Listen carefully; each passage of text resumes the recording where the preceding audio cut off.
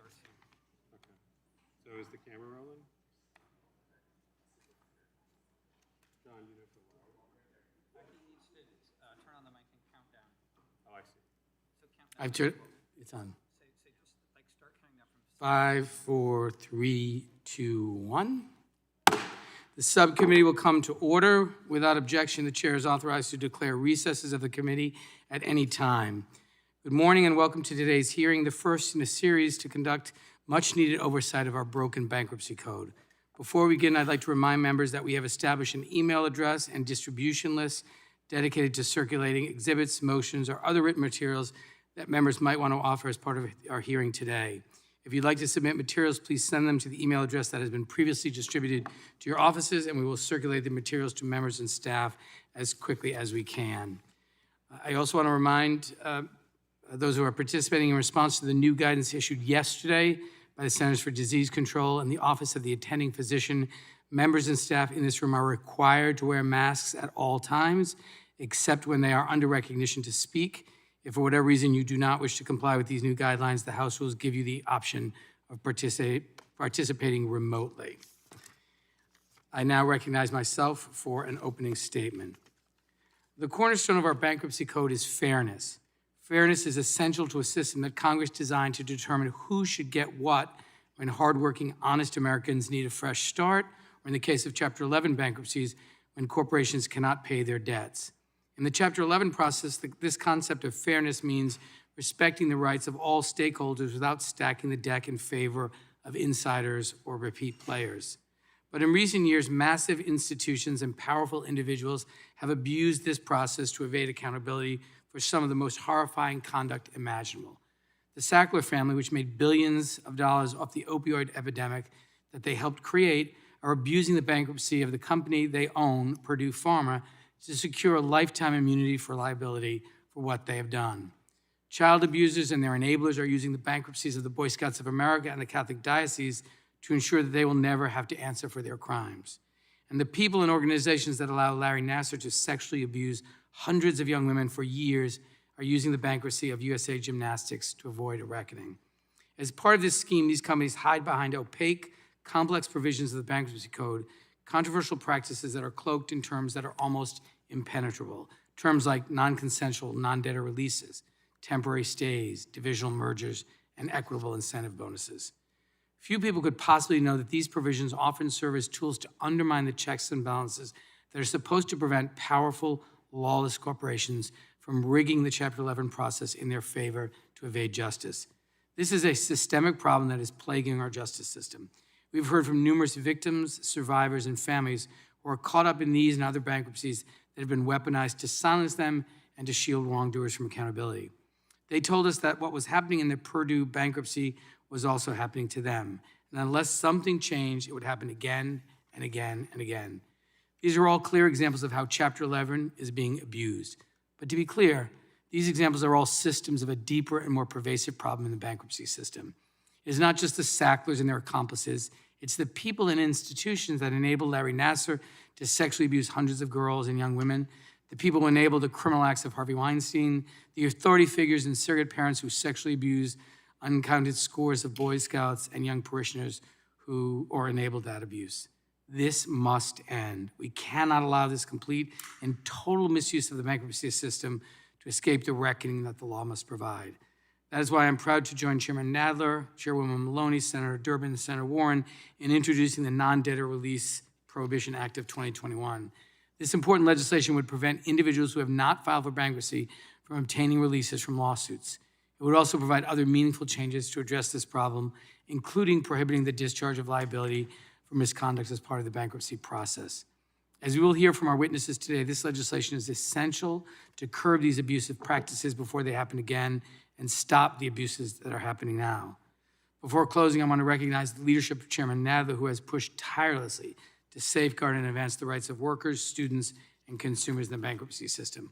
I also want to acknowledge the hard work of my friend, Chairwoman Maloney, and her team on the Committee on Oversight and Reform for their commitment to exposing the harm the Sackler family and their hand-picked executives at Purdue Pharma have done to this country and its citizens, for giving a voice to the families caught up in the crisis the Sacklers spawned, and for shining a light on the Sacklers' efforts to turn the bankruptcy system into an accomplice for their crimes. With that, I thank the witnesses for appearing before us today, and I look forward to their testimony. And I now recognize the distinguished gentleman from Colorado, the ranking member of the Antitrust Subcommittee, Congressman Buck, for his opening statement. Thank you, Mr. Chair. This hearing raises important issues, and I look forward to learning more from our witnesses today. As several of our witnesses point out in their testimony, the Chapter 11 system is generally functioning well, but it is likely in need of some changes. The first area that I think we should look at is the venue selection in bankruptcy proceedings. Debtors are handpicking which judge hears their cases. For example, in 2020, 39% of large public company bankruptcy filings went before a single judge, David Jones in Houston. In 2020, 57% of the large public bankruptcy cases ended up before either Jones or two other judges, Marvin Isger of Houston or Robert Drain in White Plains, New York. For context, there are 375 bankruptcy judges. 3 judges should not be overseeing so many bankruptcy proceedings that have massive ripple effects across this country. This trend is particularly troubling because allowing a company to pick a judge that they know will give them a favorable outcome undermines the checks and balances of the Chapter 11 system.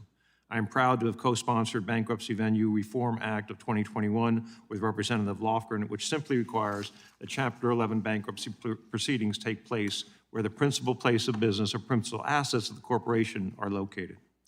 The second issue that I believe warrants additional review is the practice of forcing creditors to release their claims against non-debtor third parties in bankruptcy proceedings. Under this practice, the non-debtor third party agrees to pay into a trust to be released from any further liability, and the funds in that trust go to the claimants or victims.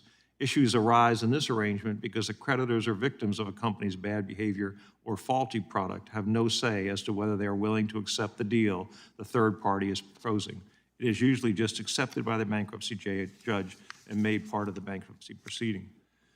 Congress should update Chapter 11 to put sufficient safeguards in place to ensure victims are adequately compensated while allowing a company to have finality as to its liability. Such a change would ensure victims are recompensed instead of a company paying relatively little to extinguish further liability, and then trial lawyers being able to grift off the funds meant for victims.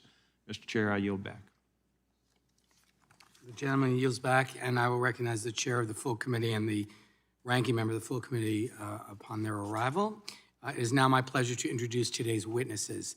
Our first witness is the Honorable William Tong, the 25th Attorney General of Connecticut. He took office on January 9, 2019, and is the first Asian American state-level elected official to serve in Connecticut. Prior to being elected Attorney General, he served as a state representative in the Connecticut General Assembly for 12 years, where he was the chairman of both the Judiciary and Banking Committees. He's a litigator in both state and federal courts. Since taking office, Attorney General Tong has been a leading voice on a number of critical consumer protection issues, perhaps most notably in his work to hold the Sackler family accountable for their roles in creating our nation's opioid epidemic. Attorney General Tong received his bachelor's degree from the nationally renowned Brown University in my district, and his JD from the University of Chicago Law School. Our second witness today is Tasha Schweikert-Moser. Ms. Schweikert-Moser is a bronze medal-winning Olympic gymnast and associate at Monk Wilson Mandela's corporate and sports law practices. She currently focuses on complex mergers and representing athletes in contracts, disputes, and name, image, and likeness matters.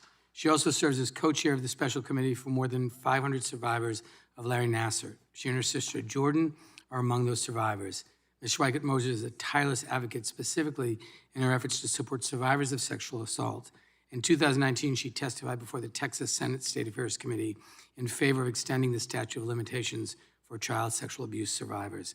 Ms. Schweikert-Moser received her BA from the University of California, Los Angeles, and her JD from the University of Nevada. Our third witness, Alexis Plus, is the founder, executive director, and board ex officio chair of Truth Farm. She is a licensed professional engineer with more than 25 years of experience in the design and construction industry and served as an adjunct professor of civil engineering for 9 years at SUNY Broome. Tragically, in 2014, Ms. Plus lost her oldest son, Jeff, to a heroin overdose.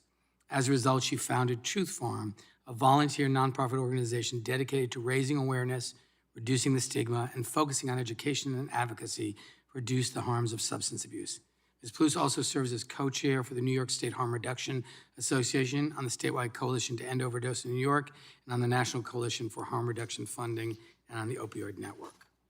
Our fourth witness is Adam Levitin, the Anne Fleming Research Professor and Professor of Law at Georgetown Law School.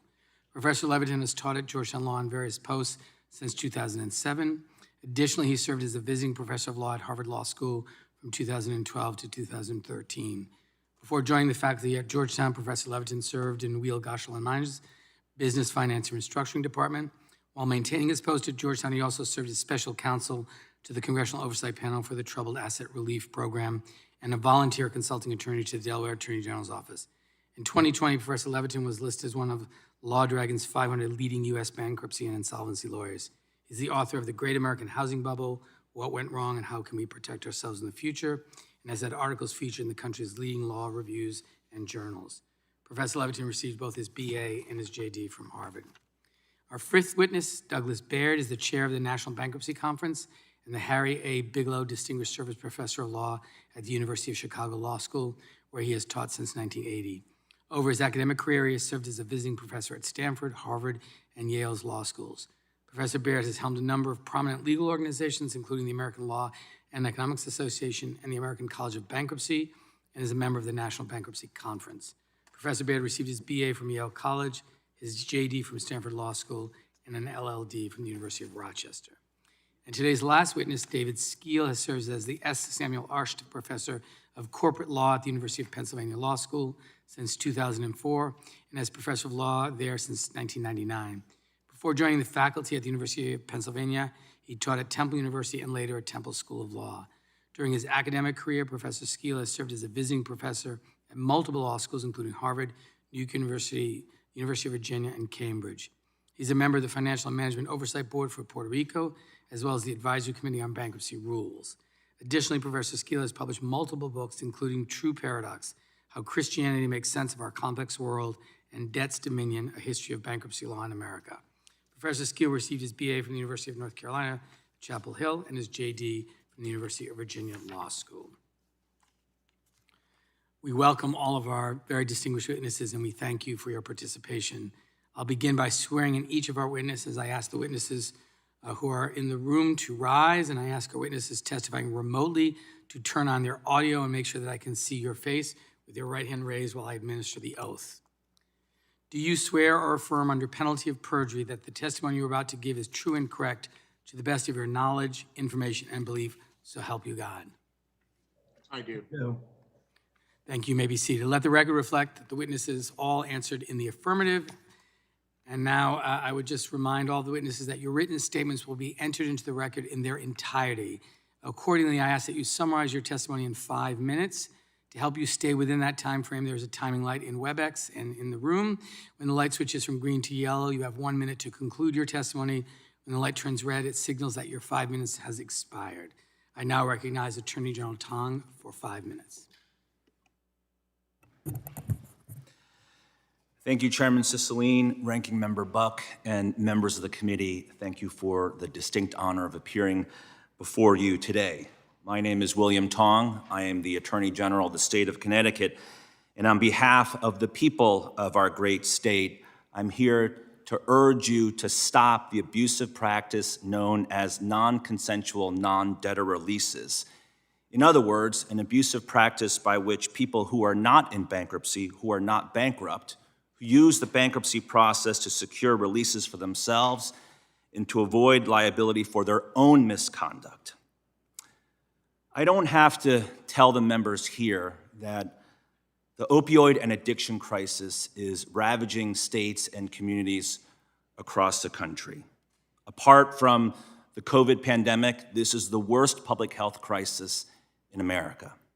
To Connecticut, that means we lose more than 1,300 people a year and rising, more than $10 billion a year in damage to our state. That's 1,300 families wrecked by the opioid and addiction crisis. Across the country, almost 100,000 families share this fate, and we've seen more than $2 trillion in damage. I have the unfortunate distinction of being the home state attorney general for Purdue Pharma and many of the members of the Sackler family who are responsible for this crisis. And that's why in December of 2018, Connecticut sued Purdue Pharma and the Sacklers, Now, importantly, we focused on the Sacklers for their direct participation in helping to cause the addiction crisis and for telling lies that have made people sick and has gotten them killed. They turbocharged the sales of OxyContin, a molecule very similar, almost identical to heroin. They tell lies about opioids, saying that they're not addictive. They tell lies about victims, saying that their addiction is their fault. They push long-term use. They cover up for doctors who overprescribe, and they cover up for pill mills.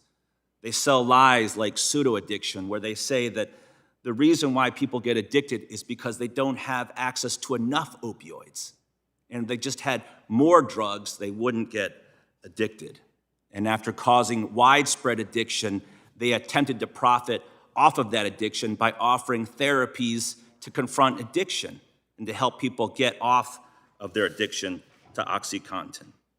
And so Connecticut sued the Sacklers, exercising our state's police power to protect the public health and lives of our residents.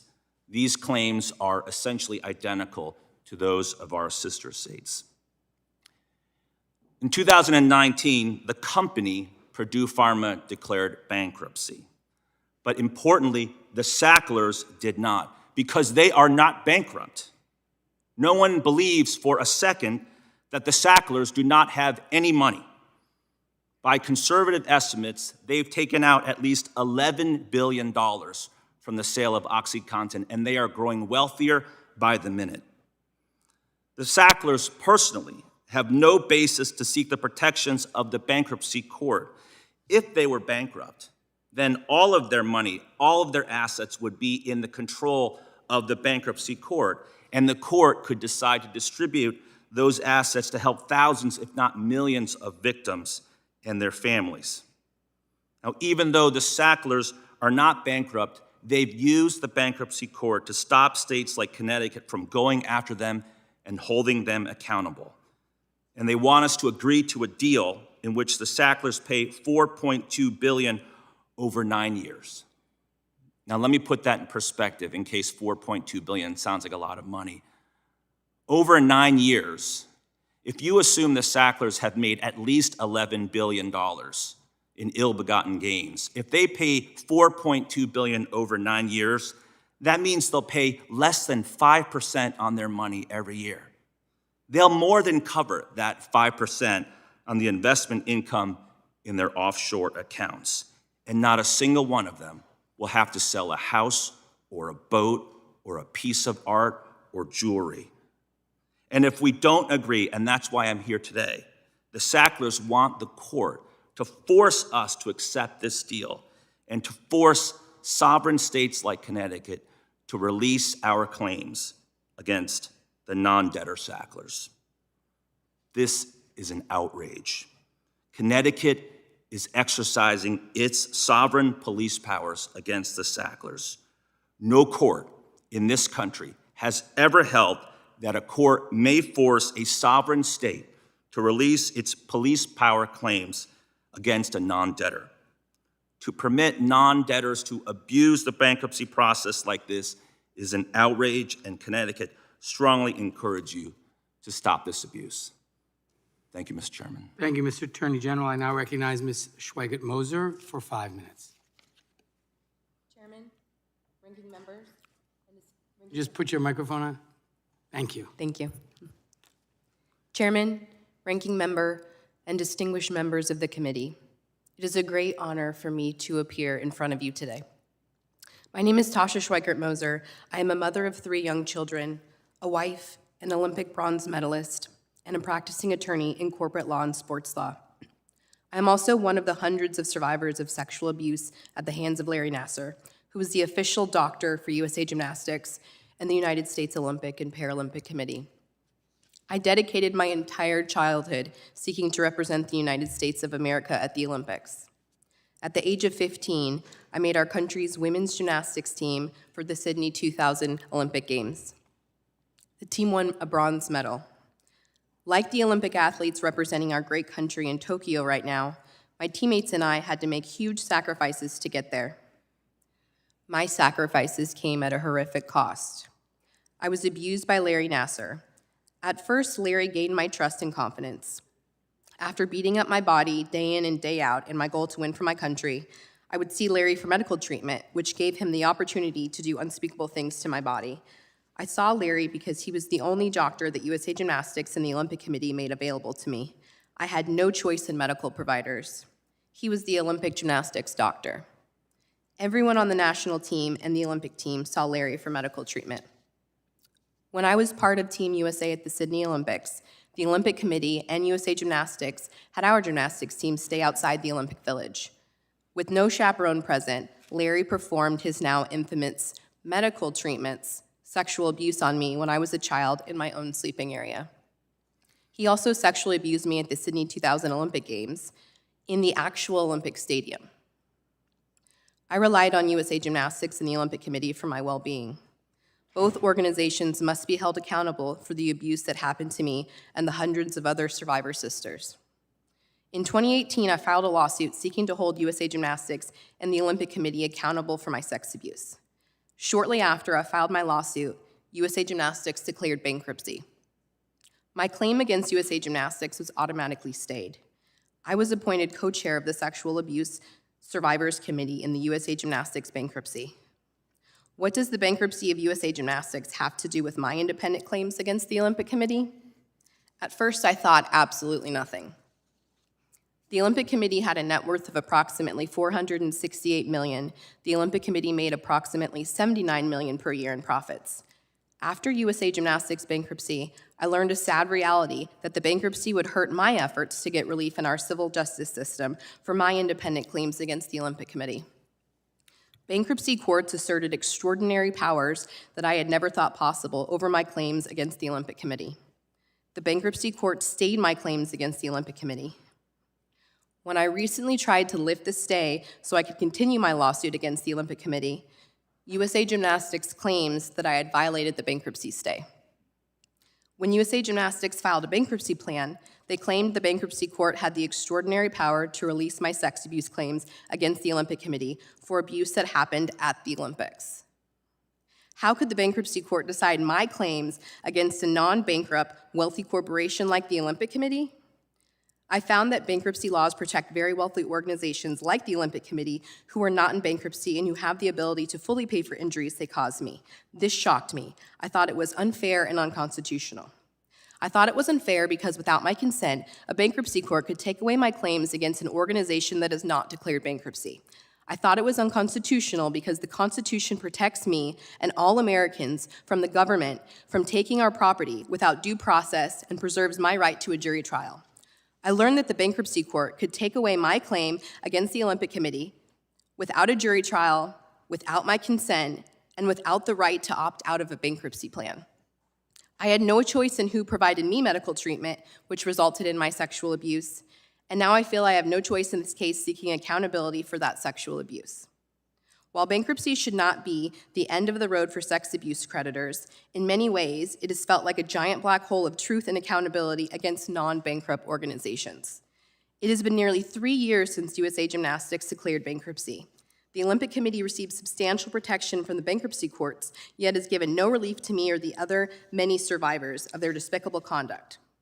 I support this legislation because each athlete like me who endured this hell and sexual abuse by Olympic doctor Larry Nassar, each athlete deserves the ability to make the choice on how they will seek justice. Victims and survivors of their abuse are then barred from seeking justice and fair compensation in the court of law and deprived of their constitutional right to a jury trial. This bankruptcy abuse must stop, and this is why I support this bill. Thank you so much. I now recognize Ms. Pluss for 5 minutes. Good morning, and thank you for having me here to testify today. Next week will commemorate the 7th year since I lost my firstborn son, Jeff, to a heroin overdose. The call came from my middle son, Jason, while I was overseeing a concrete pour at Fort Meade. He would only call me during the workday if it was an emergency, so I answered. The signal was weak, there was static, there were concrete trucks and construction noises in the background, so I pushed the phone close to my ear, and I heard him screaming, "Come home, Mom, come home." Jeff was dead. 11 years prior, I was attending Jeff's first football game of his junior year. There was a huddle, a whistle blown, pushing on the line, a circle of players and refs on the field, parents standing trying to see who was down, and then a coach waving to me. I rushed to the field. Jeff was rolling on his back with his knee pulled to his chest, crying in agony. The orthopedics doctor said that if it would take surgery, extensive physical therapy, and Oxycontin to manage Jeff's pain if he ever wanted to play sports again. Oxycontin every 4 hours. Take it even if you don't feel the pain because it'll be important to stay ahead of it, the doctor said. This was 2003. A national crisis was brewing, but we were oblivious. There were no headlines about overdose deaths. There was no education about the addictive qualities of Oxycontin. No one told me that it might be hard for Jeff to stop taking those pills. I glanced at a picture of our family in a frame in our living room the other day. Everyone was smiling normal, but Jeff had a wide open comical smile on his face with his hand propped on his hip. I'll never see his smile again, I thought to myself and instantly folded over in pain. I've been grieving his loss for 7 years, and yet the reality still hits me like this at odd times, like fresh news, like a punch in the gut that makes you want to curl up in a ball on the floor and cry until you can't cry anymore. Jeff's life and story is important to all of those who loved him, but his story alone is not enough to impact laws. I don't expect you to care about him, but the fact that Jeff is among 930,000 other people who have died of an overdose since 1999 certainly should be enough. In 2001, when a federal prosecutor reported 59 Oxycontin overdose deaths in one state, Richard Sackler wrote in an email to Purdue executives, "That's not too bad. It could have been far worse." I grew up in a family of strong women who set an example of voting, working at the polls, running for town boards, and being active members of political committees. My grandmother wrote op-eds from her nursing home bed until she passed. I bring this up to mention that I grew up in a family who believed in our government, in our governmental processes, who taught me that if you wanted change, there were ways to create it, and it is your responsibility. What my family did not teach me is the power of corporations, the rich people who benefit from them, and there are laws that protect them. In 2011, after 1 week of prescription sales doubled Purdue's forecast, Richard Sackler said, "I had hoped for better results." For the rest of America, we have laws in this country to teach personal accountability, no matter how petty a crime is. In fact, we even criminalize the illness of addiction, despite the fact that incarceration increases a person's risk of fatal overdose by 40 times. This massive war on drugs has done nothing other than perpetuate harm, cause massive human loss, and decimate communities of color. I know a Black man sentenced to 6 years for having 4 baggies of heroin in his pocket. In June, we held a rally for a 22-year-old boy who died from medical neglect in a jail. He had the smallest, amount of drugs possible that he was charged for, criminal possession 7th, and he died in a jail cell for it. The little brother of one of our staff members is currently facing 15 years in prison for a quantity of drugs that could fit in a small lady's purse. These are criminals. Why should they be entitled to our sympathies? Another Richard Sackler email quote. In 2012, 259 million prescriptions were written for opioids, which was more than enough to give every American adult their own bottle of pills. But we've seen no intent to sell, no drug distribution, and no incarceration for the Sacklers. In 2018, Richard Sackler obtained a patent for a medication that can be used to treat opioid addiction. The patent application notes the addictive qualities of opioids.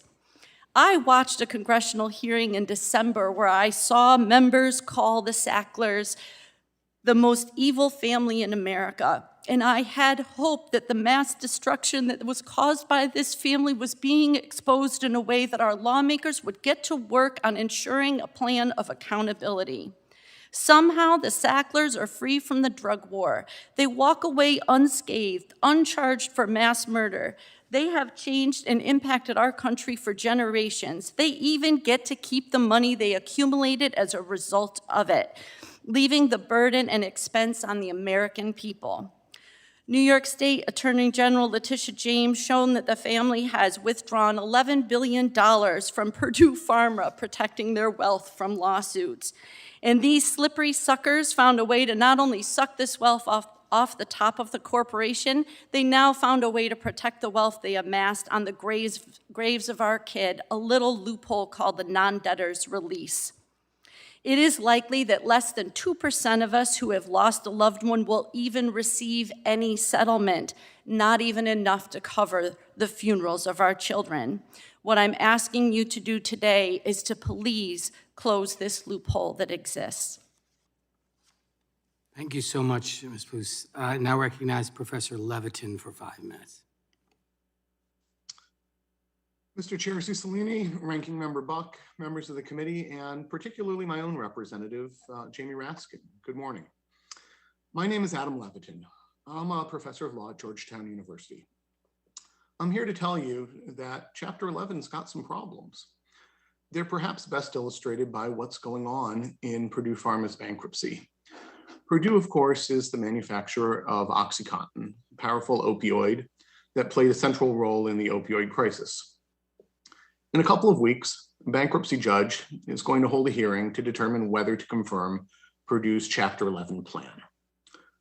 Under Purdue's plan, opioid victims and other creditors, like my own state of Maryland, will be forced to release their claims, not just against Purdue, but also against Purdue's owners, the billionaire Sackler family.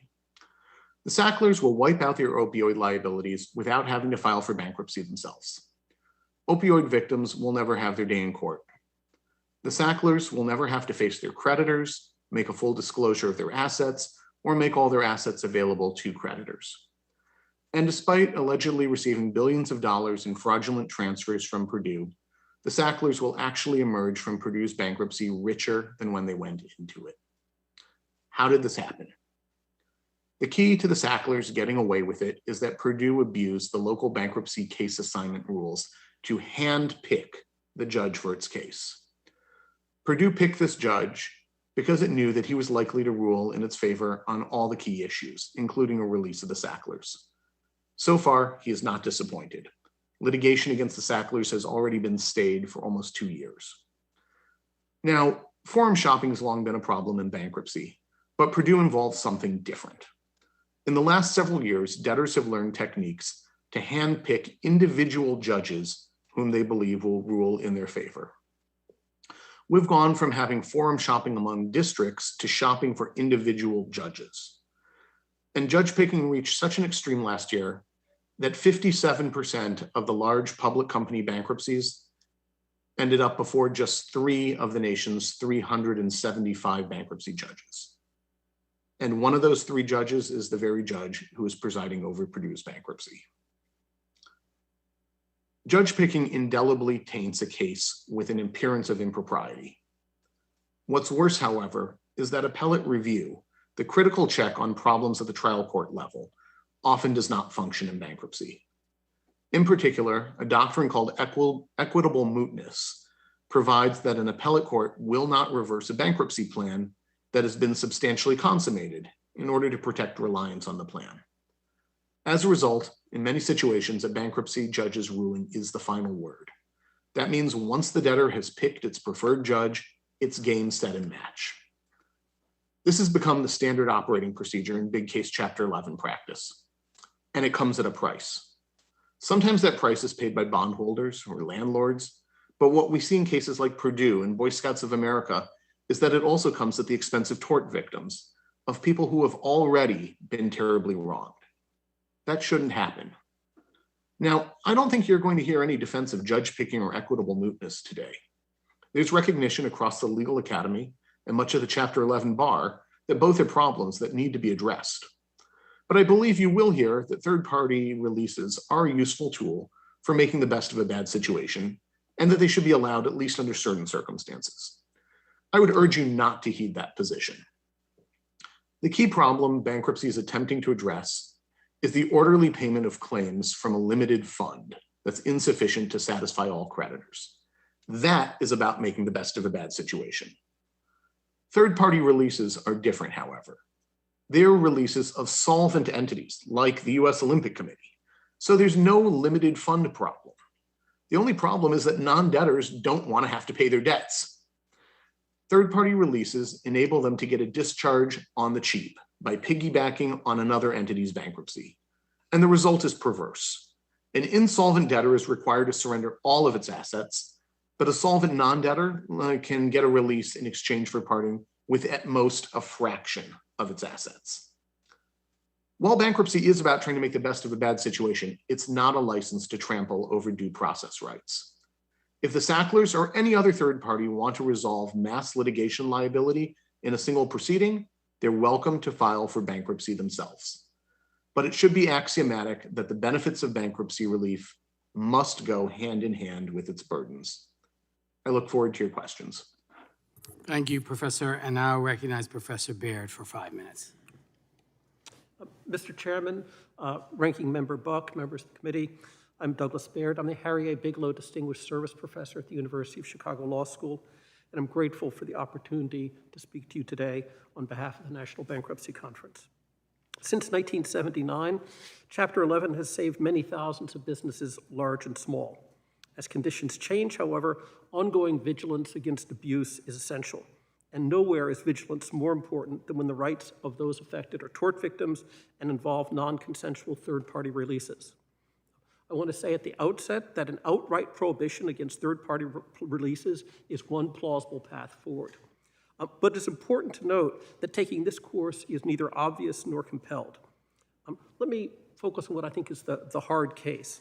The hard case arises when the debtor has the exclusive right to bring an action against a third party for the benefit of all creditors, including tort victims, and this action dwarfs the value of an independent action that tort victims have against the same party. In many of these cases, the third party is unwilling to settle with the debtor without resolving the other litigation. Settlement with the debtor alone is unacceptable to the third party. Even though the stakes in the other action are comparatively small, without a release, the third party would have to go through the time and effort of litigating many of the same factual issues again. In such a case, the ability to negotiate and implement a global compromise that includes both estate claims and the direct actions of the tort victims can bring about a resolution that produces the best possible outcome in the shortest amount of time. This is appropriate when the settlement enjoys broad support from a vast majority of each class of shareholder, including the tort victim class. Now, it often happens, even when there is widespread acceptance of a Chapter 11 plan, there are holdouts. Overcoming such holdout problems, however, is a standard function of bankruptcy law.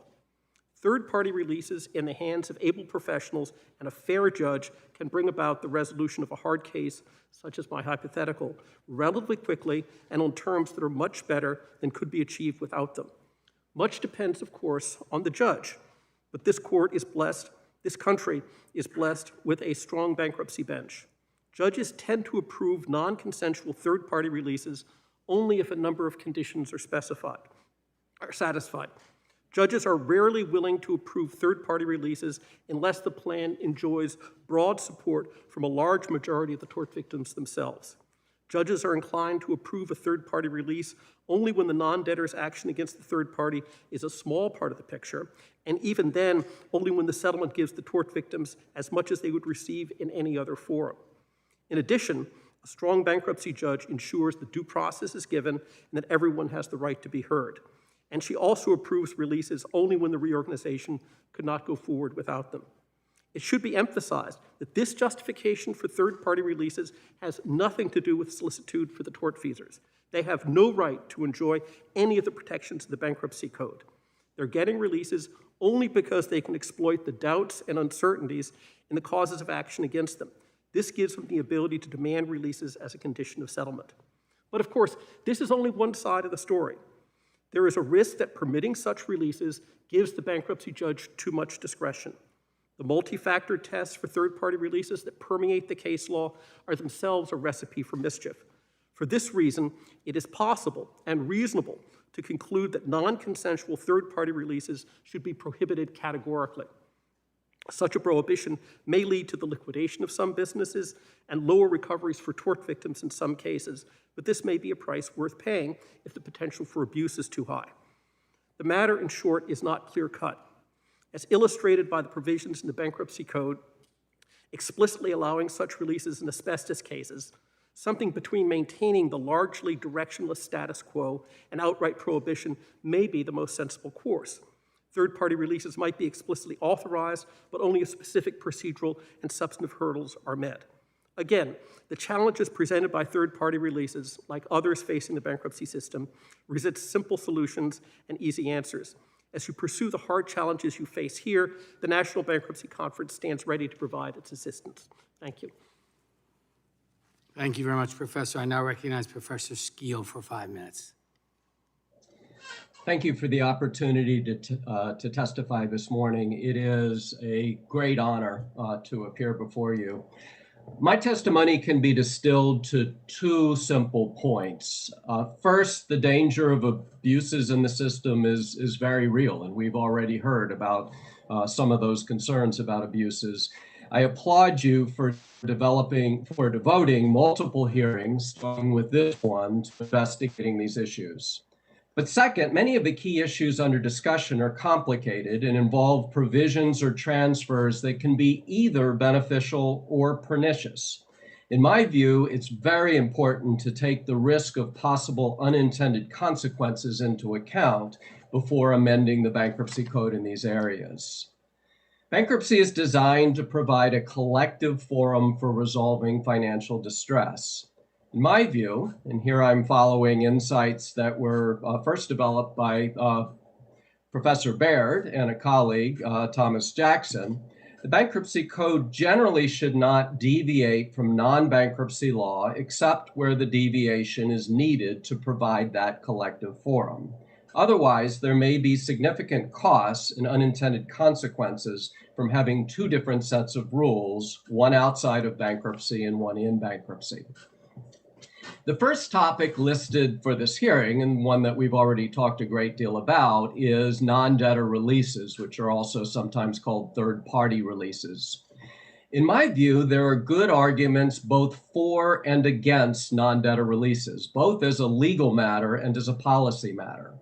One argument against non-debtor releases, which we've already heard, is that the benefits of bankruptcy shouldn't be extended to individuals or entities, such as the Sacklers, that are not themselves in bankruptcy.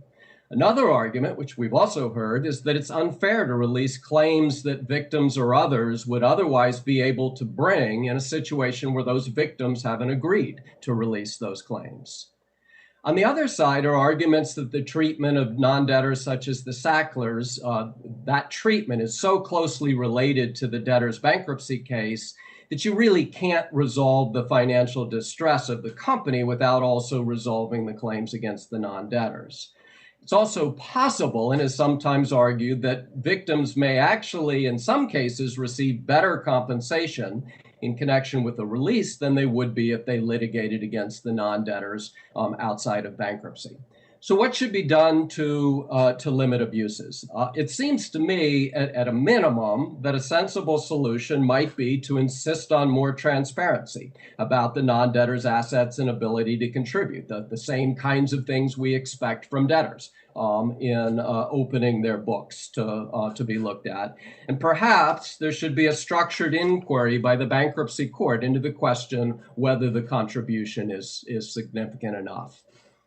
Another issue on the hearing's agenda is executive bonuses shortly before or after filing for bankruptcy.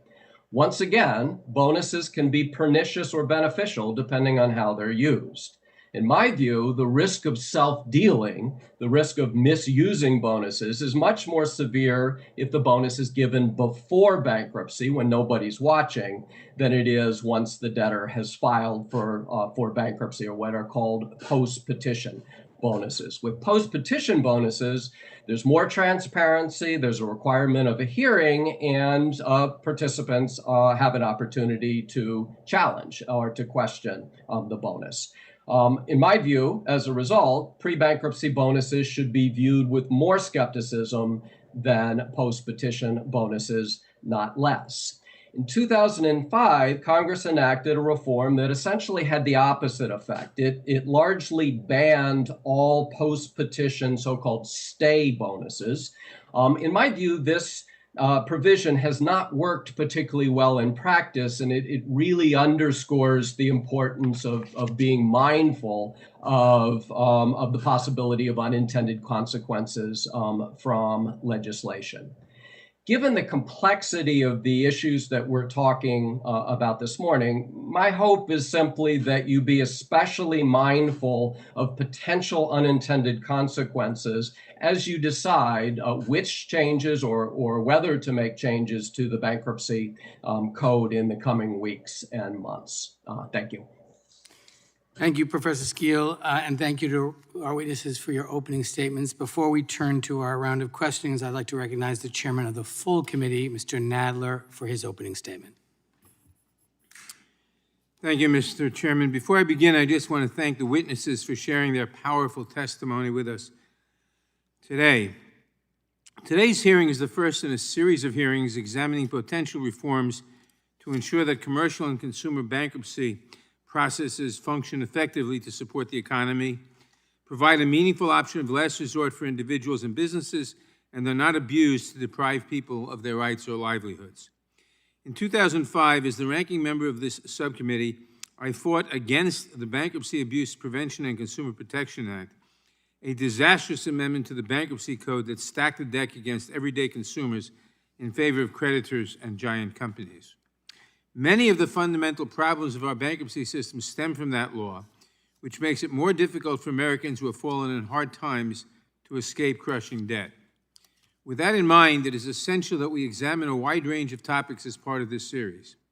This includes how student loans are treated in bankruptcy, the racial disparities that exist in the use of the consumer bankruptcy system, the rights of workers and retirees in bankruptcy, and the role of the U.S. trustee program. These hearings will explore solutions to help people get a fresh start and a fair deal through the bankruptcy system. Those principles are also at the heart of today's hearing, which will examine corporate misuse of the bankruptcy system, especially a procedure by which wrongdoers can be immunized from liability without agreement from the wronged party in another entity's bankruptcy proceeding. The bankruptcy system is supposed to work for everyone, but in many cases it works only for the powerful. And too often, it works best for big corporations and the very wealthy, who have not even filed for bankruptcy, but who have figured out how to make the system work to their benefit nonetheless. That is exactly what we are dealing with today.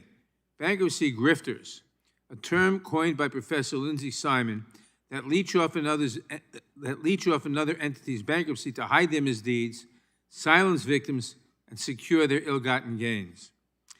As Chairman Cicilline said, today's hearing also builds off the important work of my good friend, Chairwoman Maloney. She has conducted a thorough, tireless investigation of the role of the Sackler family and Purdue Pharma in the opioid crisis. Under her leadership, the Committee on Oversight and Reform has shown the devastating impact that the corporate bankruptcy process can have on ordinary Americans. In particular, she has helped shine a light on one of the most troubling aspects of the Purdue Pharma settlement: the use of a lifetime get-out-of-jail-free card known as a non-consensual, non-debtor release.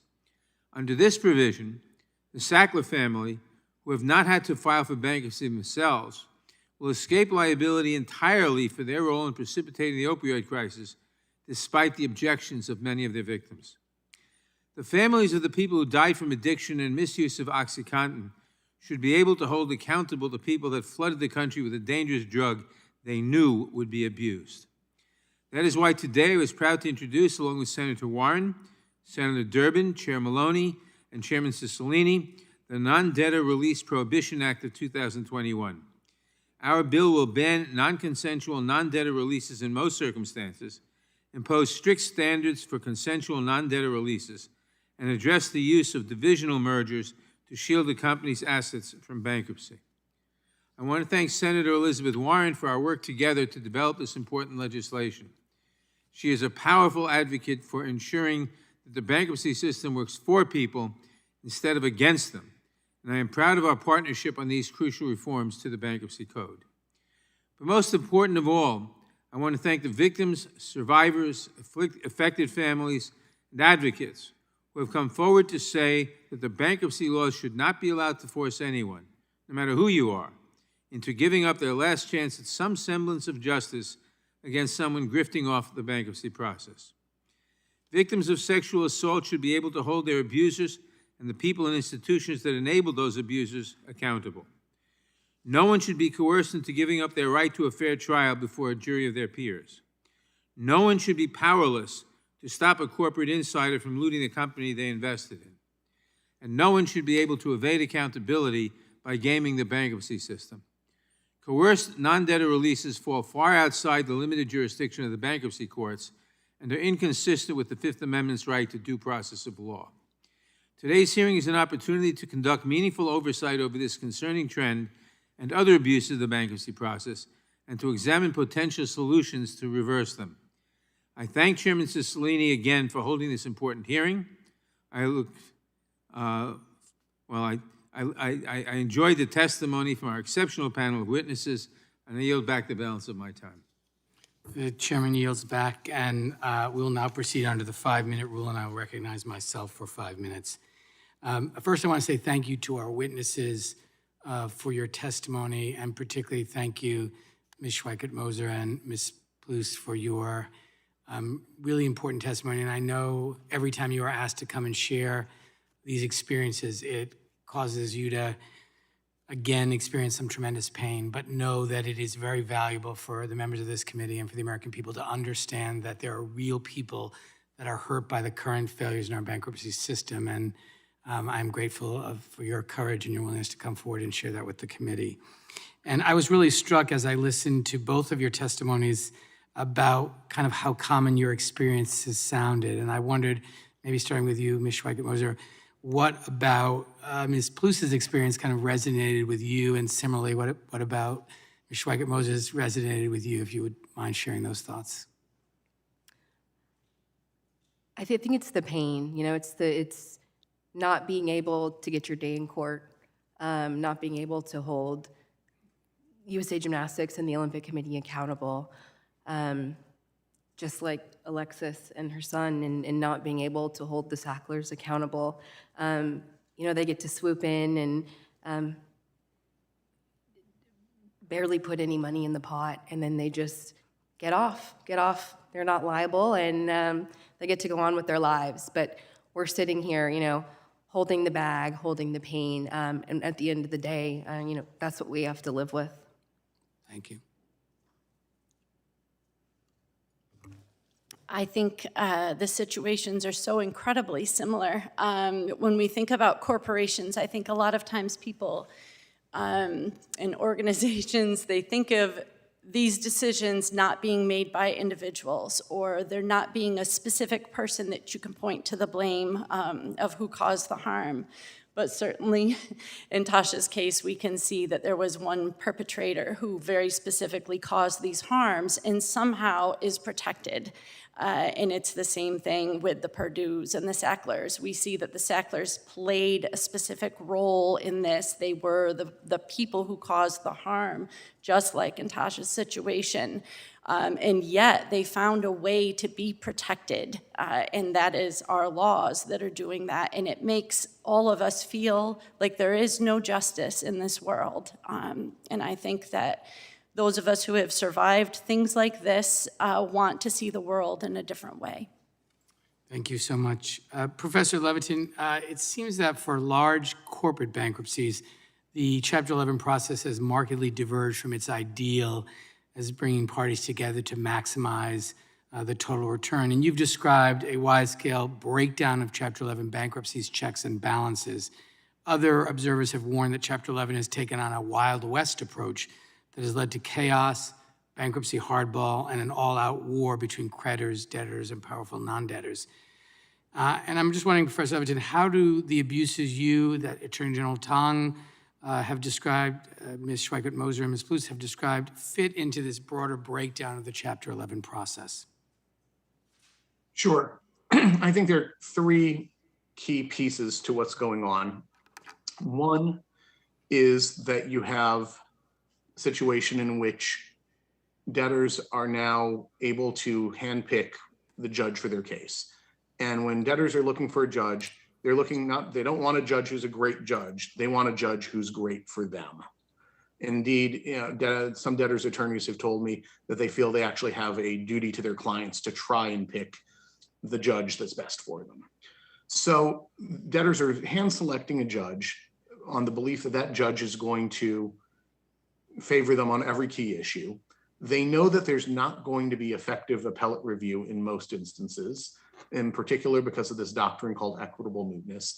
And once they have that, that gives debtors free rein to engage in very aggressive restructuring techniques, including non-debtor releases, but there's a host of other practices that they engage in.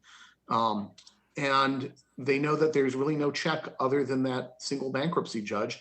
And they've picked the bankruptcy judge knowing that the bankruptcy judge isn't going to stand in the way, in part because the handful of bankruptcy judges who are landing the big cases right now, they're actively competing to get these cases.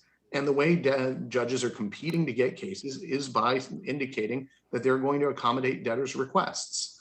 And most bankruptcy judges are not competing, but there's a handful who are, and that's creating a race to the bottom among bankruptcy courts, and it's a real problem. Thank you, Professor. And before I conclude, I just want to thank Attorney General Tong for his extraordinary leadership and being such a trailblazer in this area, and again, for being here today. My time has expired, and I now recognize the gentleman from North Carolina, Mr. Bishop, for 5 minutes. I thank the chairman.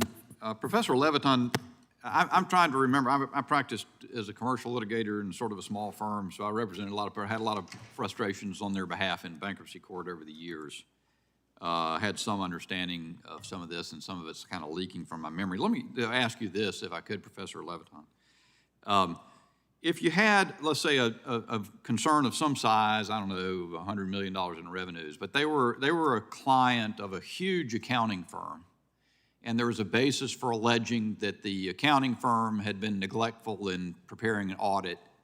And so, as part of the claims of the bankruptcy estate, that if that entity was, the $100 million company was in bankruptcy, you could pursue those claims, the trustee or whatever could pursue those claims against the accounting firm.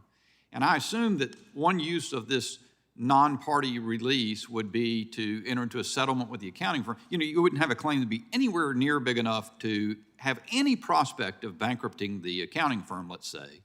But you want to be able to get a recovery from the accounting firm if you can. I assume you'd use one of these non-party releases to effect that settlement. If they were willing to contribute to the bankruptcy estate something to settle that liability, they'd get a release. And I assume that'd be part of the plan, and then it would have to be confirmed by a vote of the creditors, and if somebody objected, the bankruptcy court could use cram down on that one category. Am I right? Would that be one of the uses of this? So I think it's important to distinguish two different types of releases that are going on, whose claims are being released.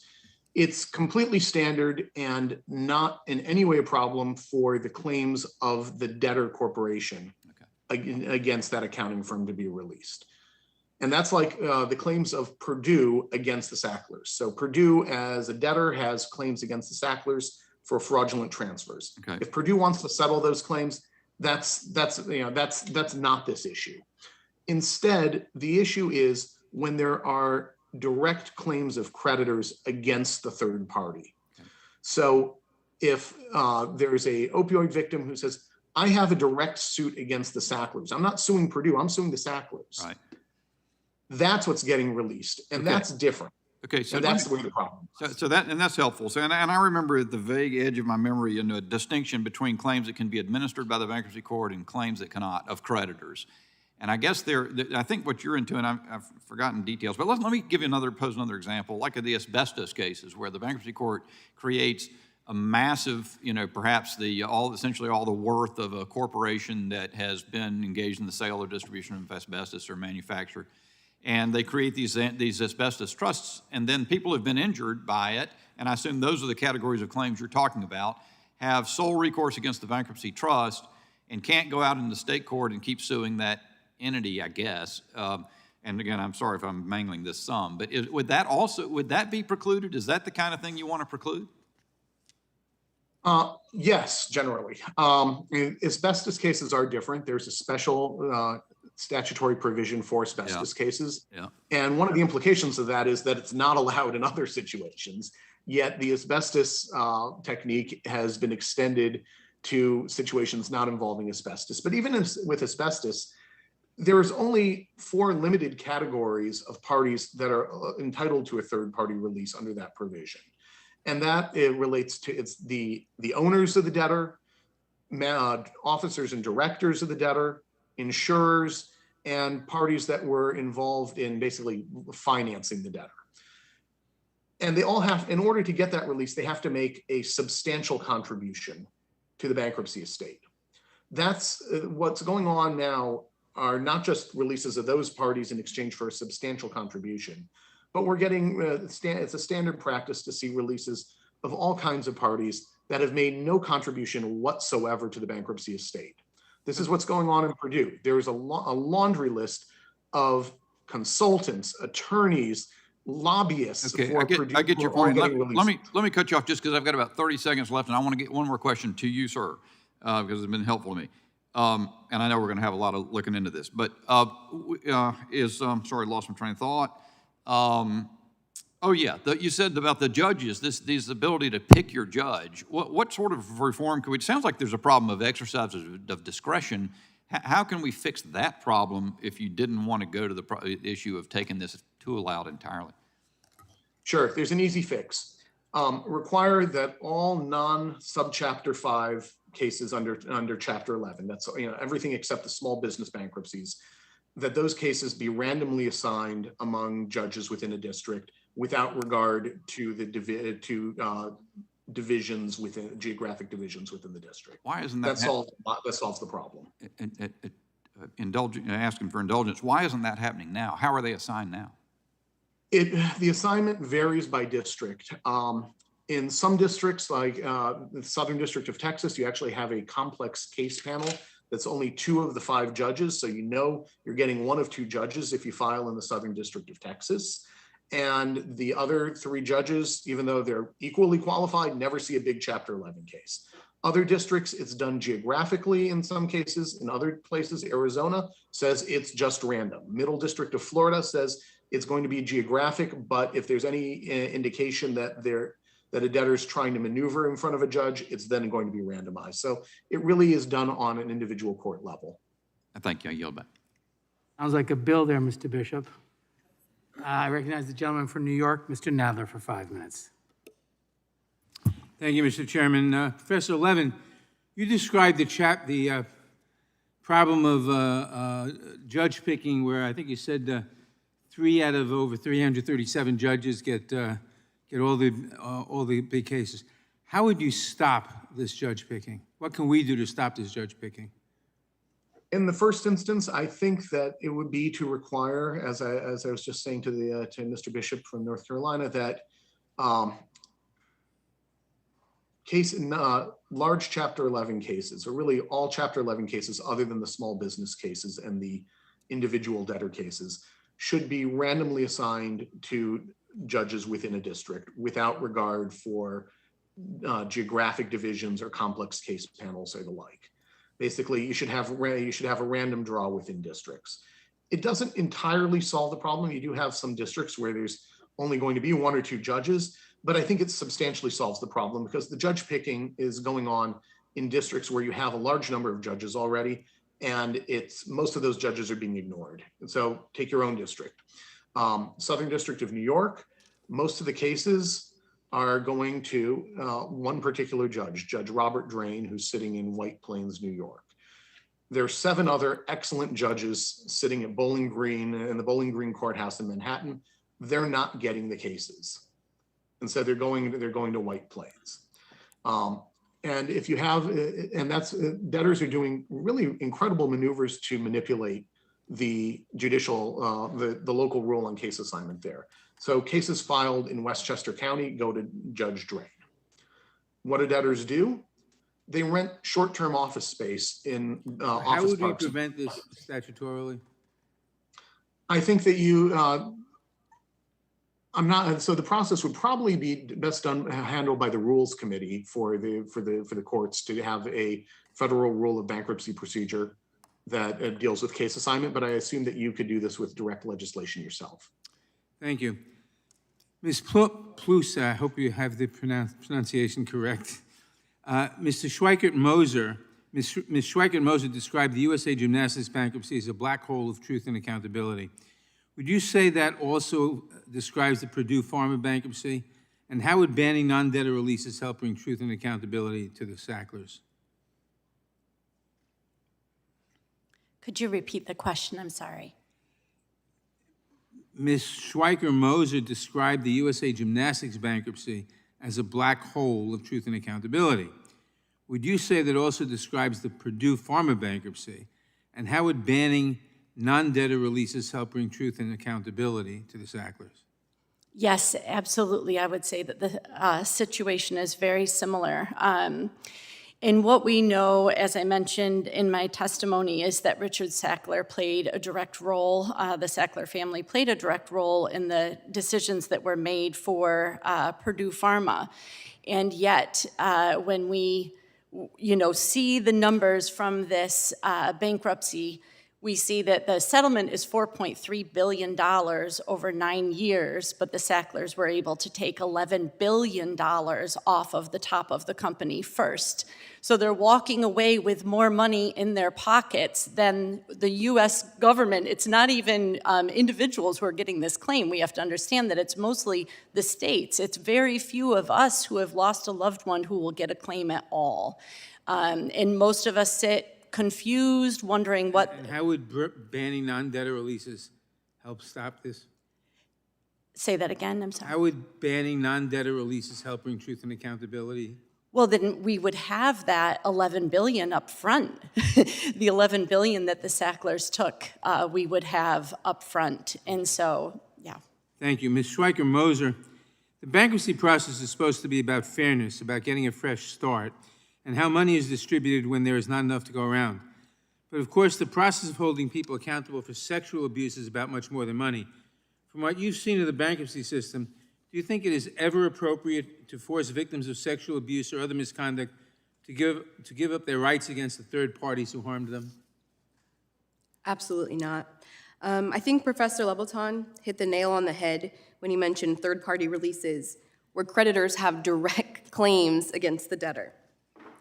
I was abused by Larry Nasser, the team doctor picked by USA Gymnastics and the Olympic Committee in the Olympic Stadium, in the actual stadium during the Olympics.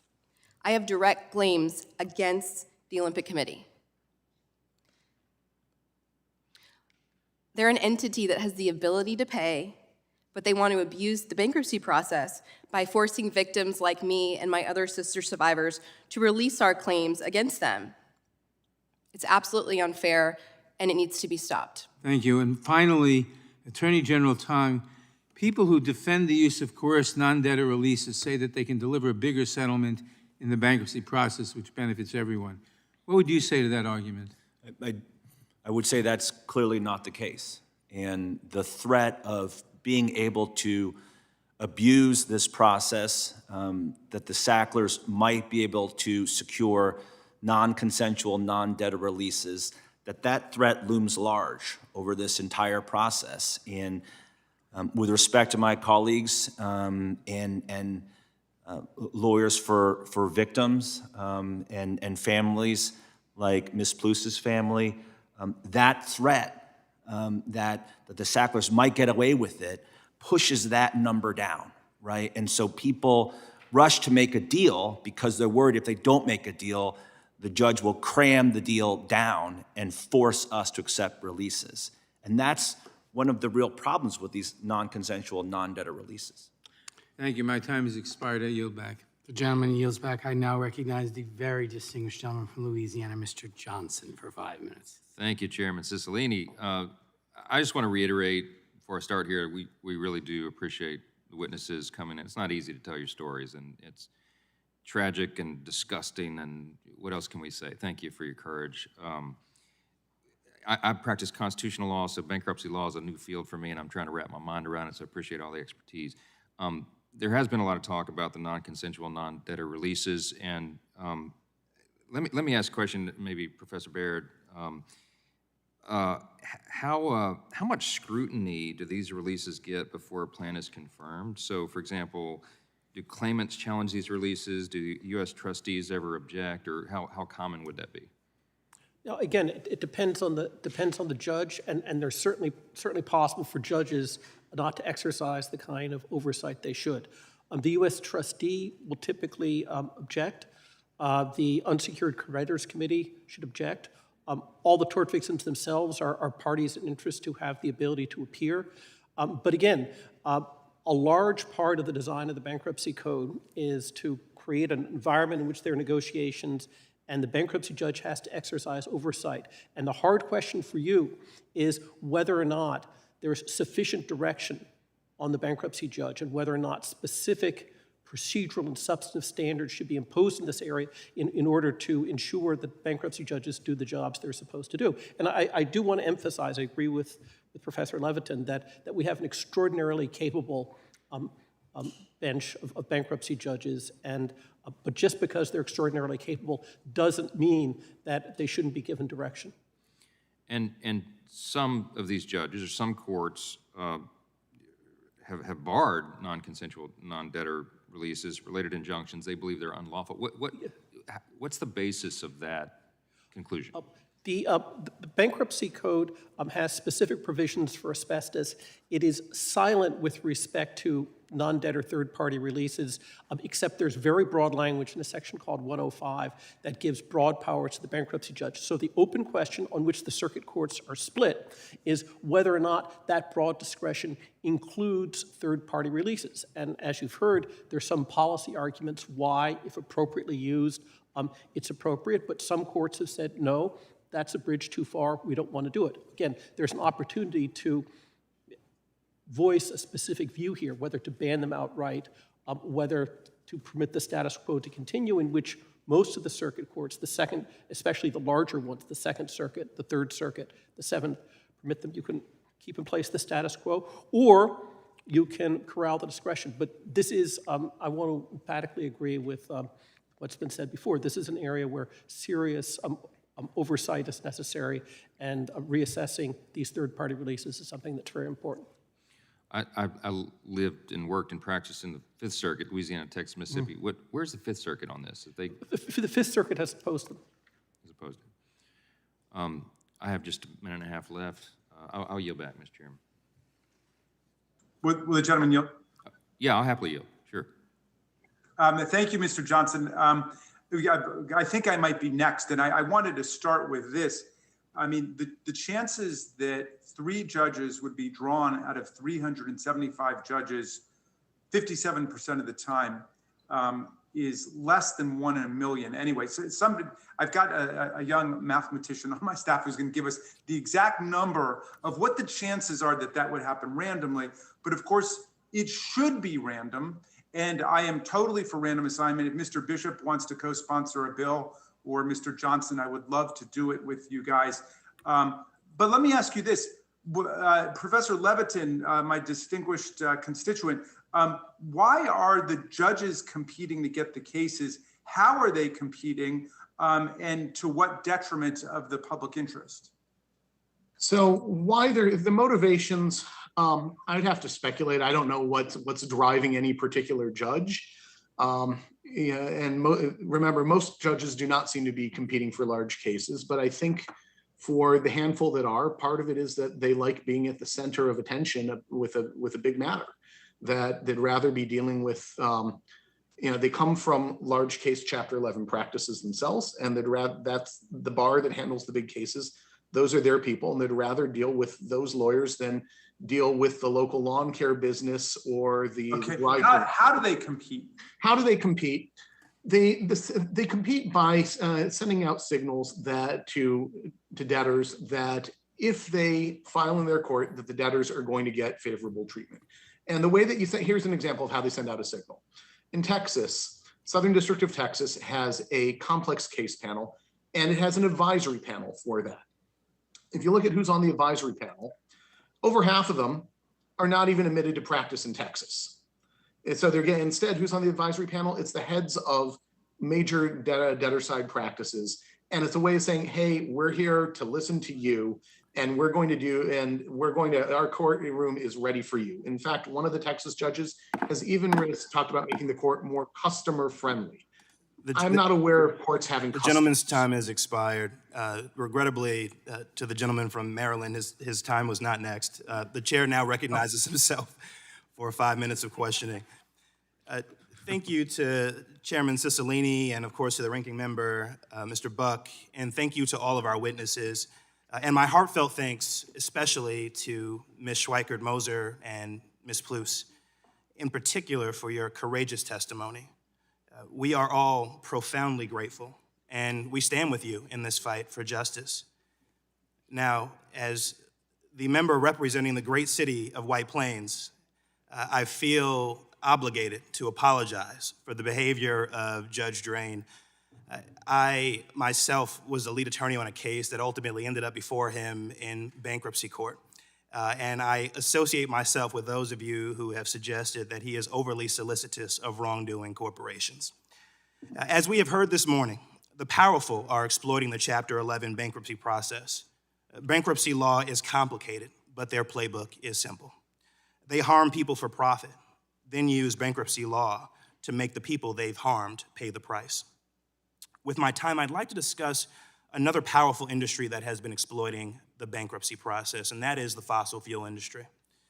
Fossil fuel companies make their billions by polluting air and water, degrading land, and emitting the greenhouse gases that fuel the climate crisis, often in blatant violation of federal law. Then they exploit Chapter 11 bankruptcy so they don't have to clean up the messes that they've made or make amends to the communities whose health, land, and livelihoods they have harmed. Through the Chapter 11 bankruptcy process, fossil fuel companies can split up their assets and their liabilities, keeping their most valuable assets in one company and offloading their environmental debts to another. Once they've divided up like that, neither communities nor environmental regulators can enforce the payment or cleanup duties otherwise required by law. In theory, these are illegal, fraudulent transfers, but in practice, fossil fuel companies are getting away with them. Since Peabody Energy first pulled this trick off nearly 15 years ago, many of the country's biggest fossil fuel companies have followed suit. In the last 6 years, over 260 oil and gas companies have declared bankruptcy. Since 2012, over 50 coal companies have done the same. Those coal companies alone have exploited Chapter 11 to offload billions in environmental obligations onto the American people. And the EPA estimates that it will cost taxpayers $50 billion to clean up the hundreds of thousands of mines companies have abandoned to protect their profits. While the rest of us are expected to clean up the messes that we make, fossil fuel companies, responsible for environmental destruction on a global scale, are exploiting Chapter 11 to avoid this basic responsibility. Professor Levitin, in your written testimony, you discussed the importance of enhancing remedies for fraudulent transfers like these, including divisive mergers. Could you walk us through your recommendations? Sure. And so let's do this in two parts. Let's talk about fraudulent transfers generally, and then divisive mergers as a second subset. For fraudulent transfer law is among some of the oldest law we have in the United States. It goes back to the time of Queen Elizabeth I. South Carolina statute is actually the original Elizabethan statute. And fraudulent transfer law covers what's called actual fraudulent transfers. Those are transfers made to hinder, delay, or defraud creditors. And the basic remedy for fraudulent transfers is rescission. You have to give back what you took, right? But that fails to create any disincentive to engage in fraudulent transfers. You get caught with your hands in the cookie jar, you took 3 cookies, the law says you have to put back 3 cookies, except what usually happens is a settlement. You took 3 cookies out and you settle and you give 1 cookie back. You keep 2 cookies. So I think that fraudulent transfer law needs a stronger remedy. It needs to probably have something like treble damages for actual fraudulent transfers. Additionally, there should probably be some light criminal penalty for actual fraudulent transfers because that will mean that then attorneys cannot advise clients to do this transaction. They'd have an ethical problem of doing it. Right now, attorneys are advising clients, yeah, go ahead with a fraudulent transfer. It's not actually fraud. They feel they can advise this. The divisive merger problem is a flavor of this. It's about a feature of Texas and Delaware law that's being used to end run fraudulent transfer law, because Texas and Delaware law says certain transactions are not transfers. Professor, even though that's exactly what. Yeah, bankruptcy scholars Macy and Salavera have proposed giving regulatory liabilities like environmental cleanup obligations top priority in Chapter 11 proceedings. Could that proposal help?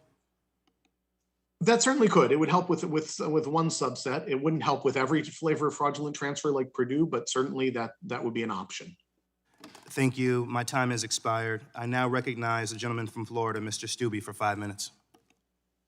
Thank you, Mr. Chairman. It would be unwise for Congress to have a knee-jerk reaction to one or a handful of sympathetic cases in bankruptcy.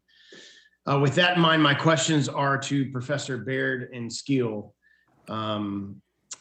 If you could speak further about the balances struck in Chapter 11 and how it generally does a good job, and the dangers of changing the system based on one or two less than ideal outcomes would be dangerous for our country.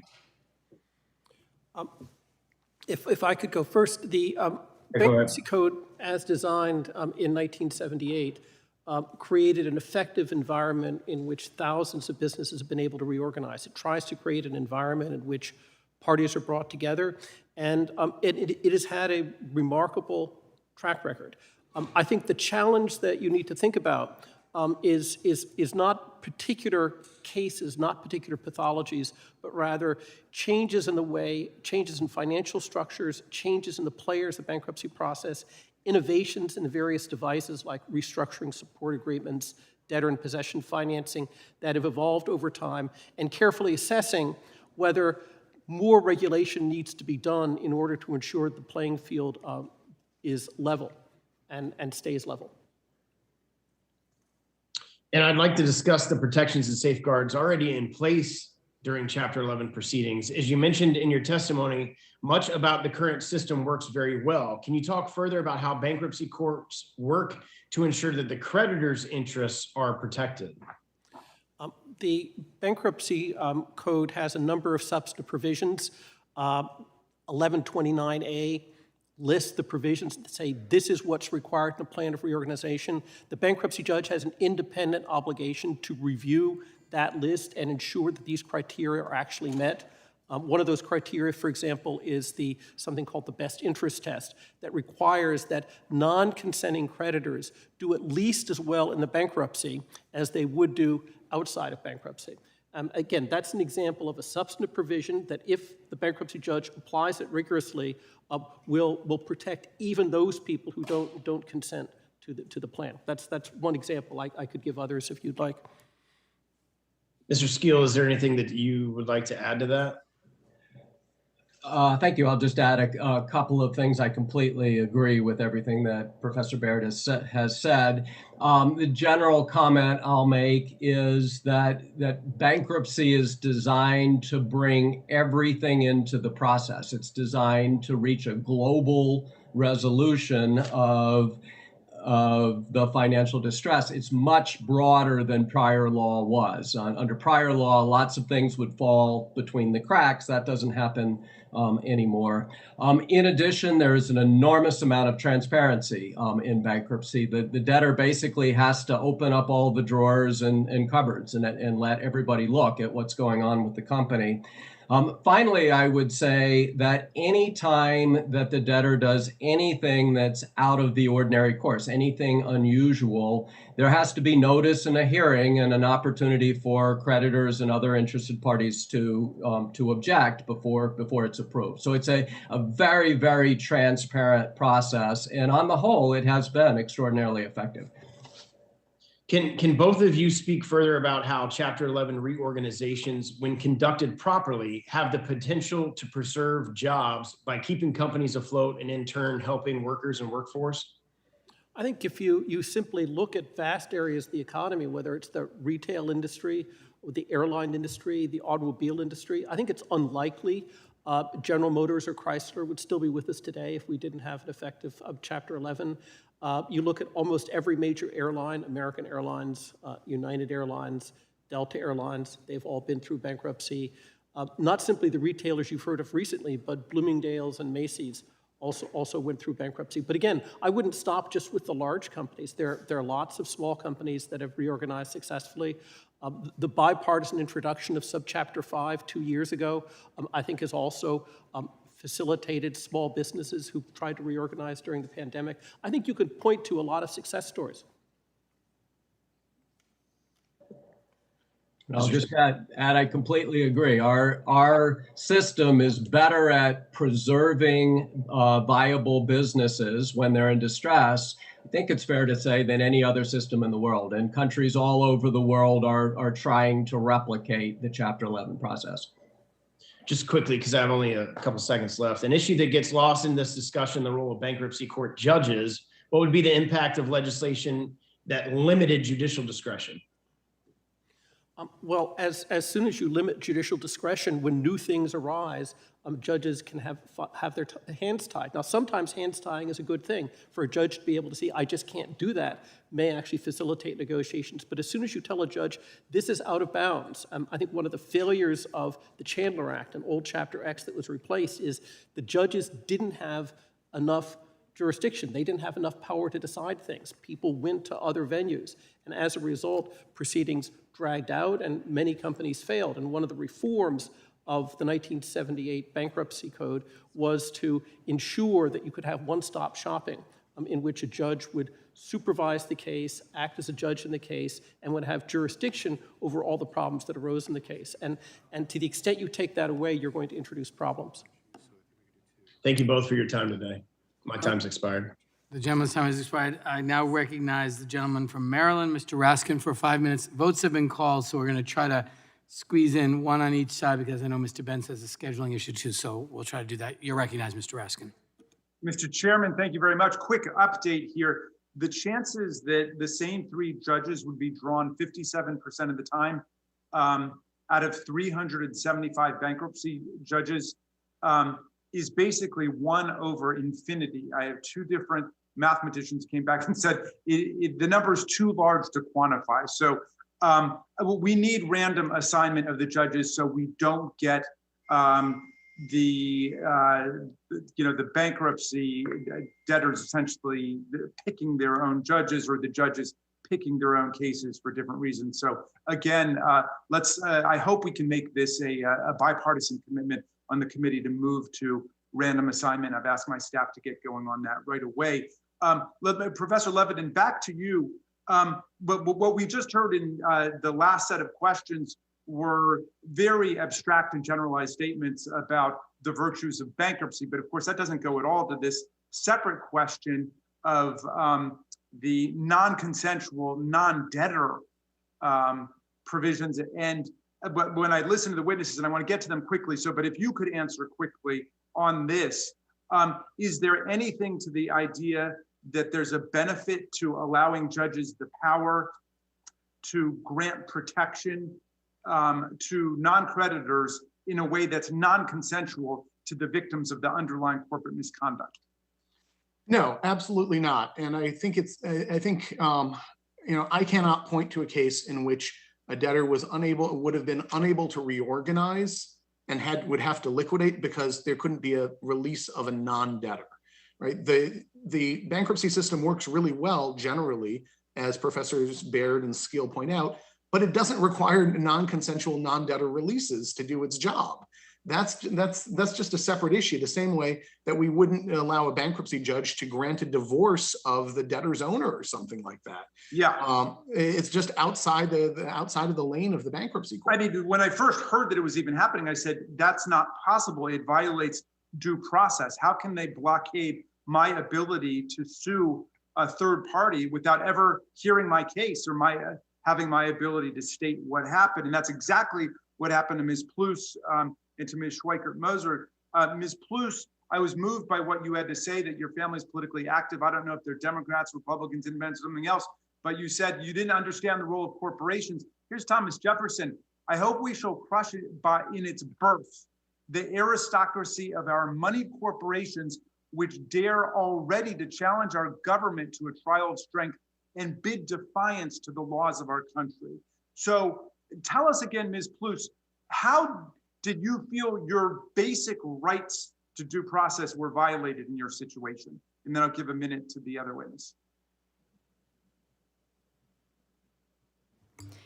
Actually, I think it's important for people to know that the victims had no voice in the Purdue bankruptcy hearing.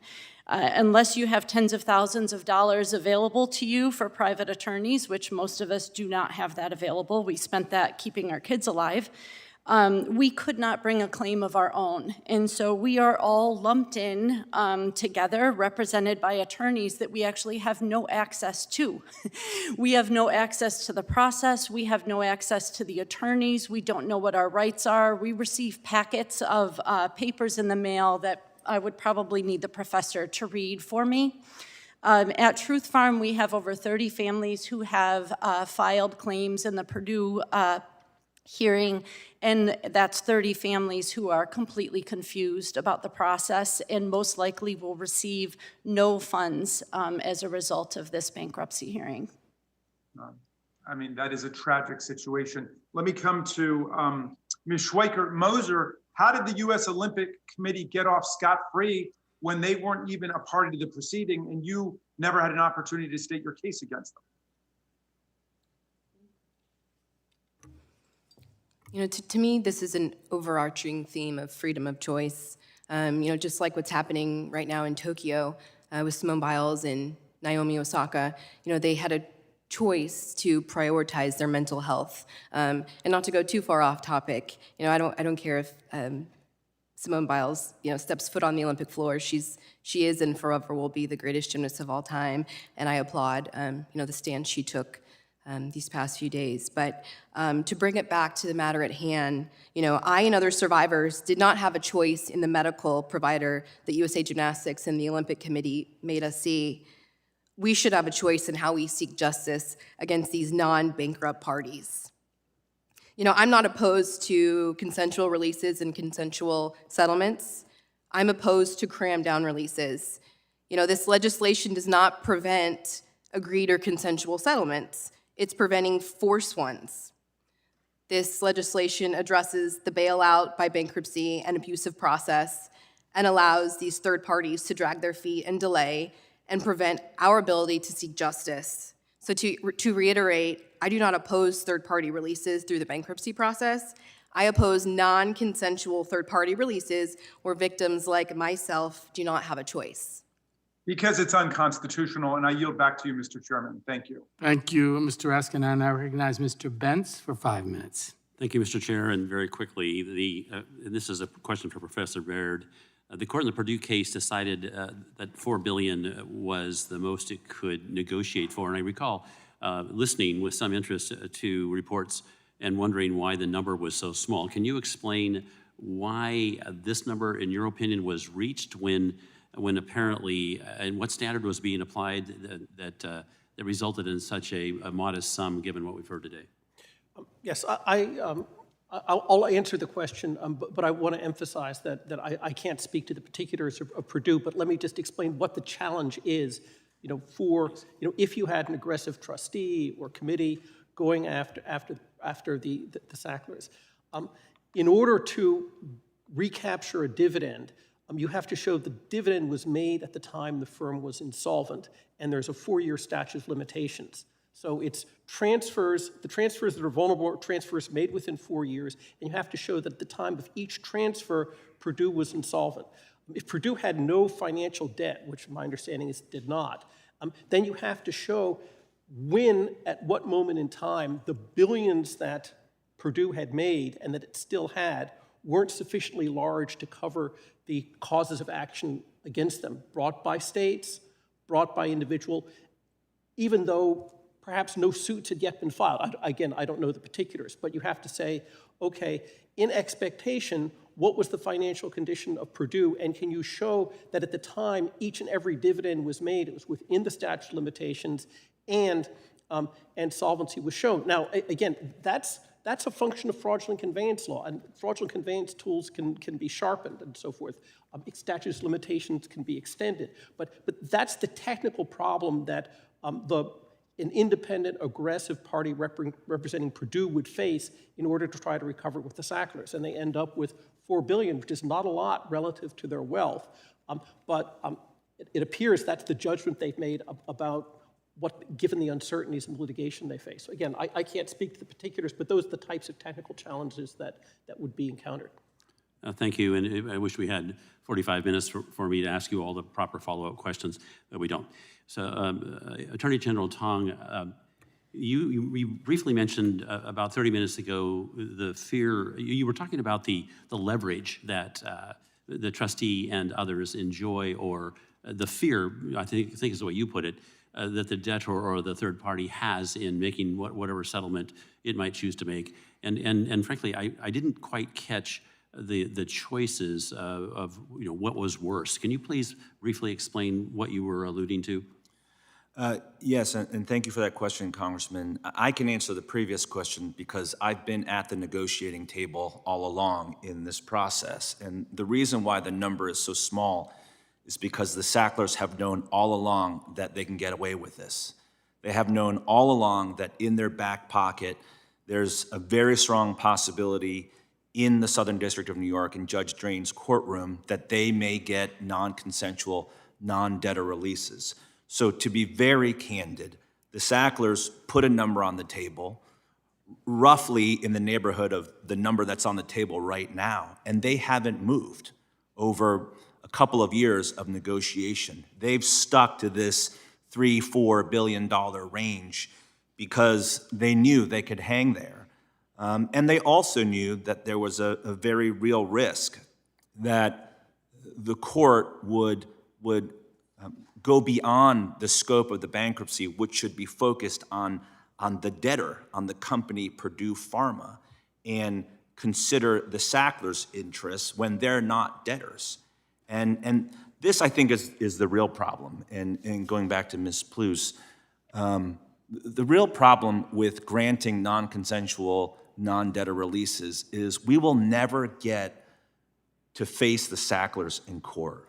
We will never put them on the stand under oath and go through the evidence. We will never put them on trial. We will never get the transparency that victims and states deserve.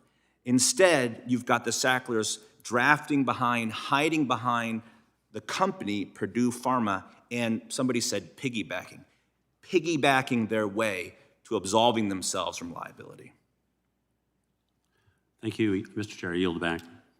The gentleman yields back. We will now stand in recess so we can vote, and we will resume immediately after votes. I ask for the indulgence of our witnesses.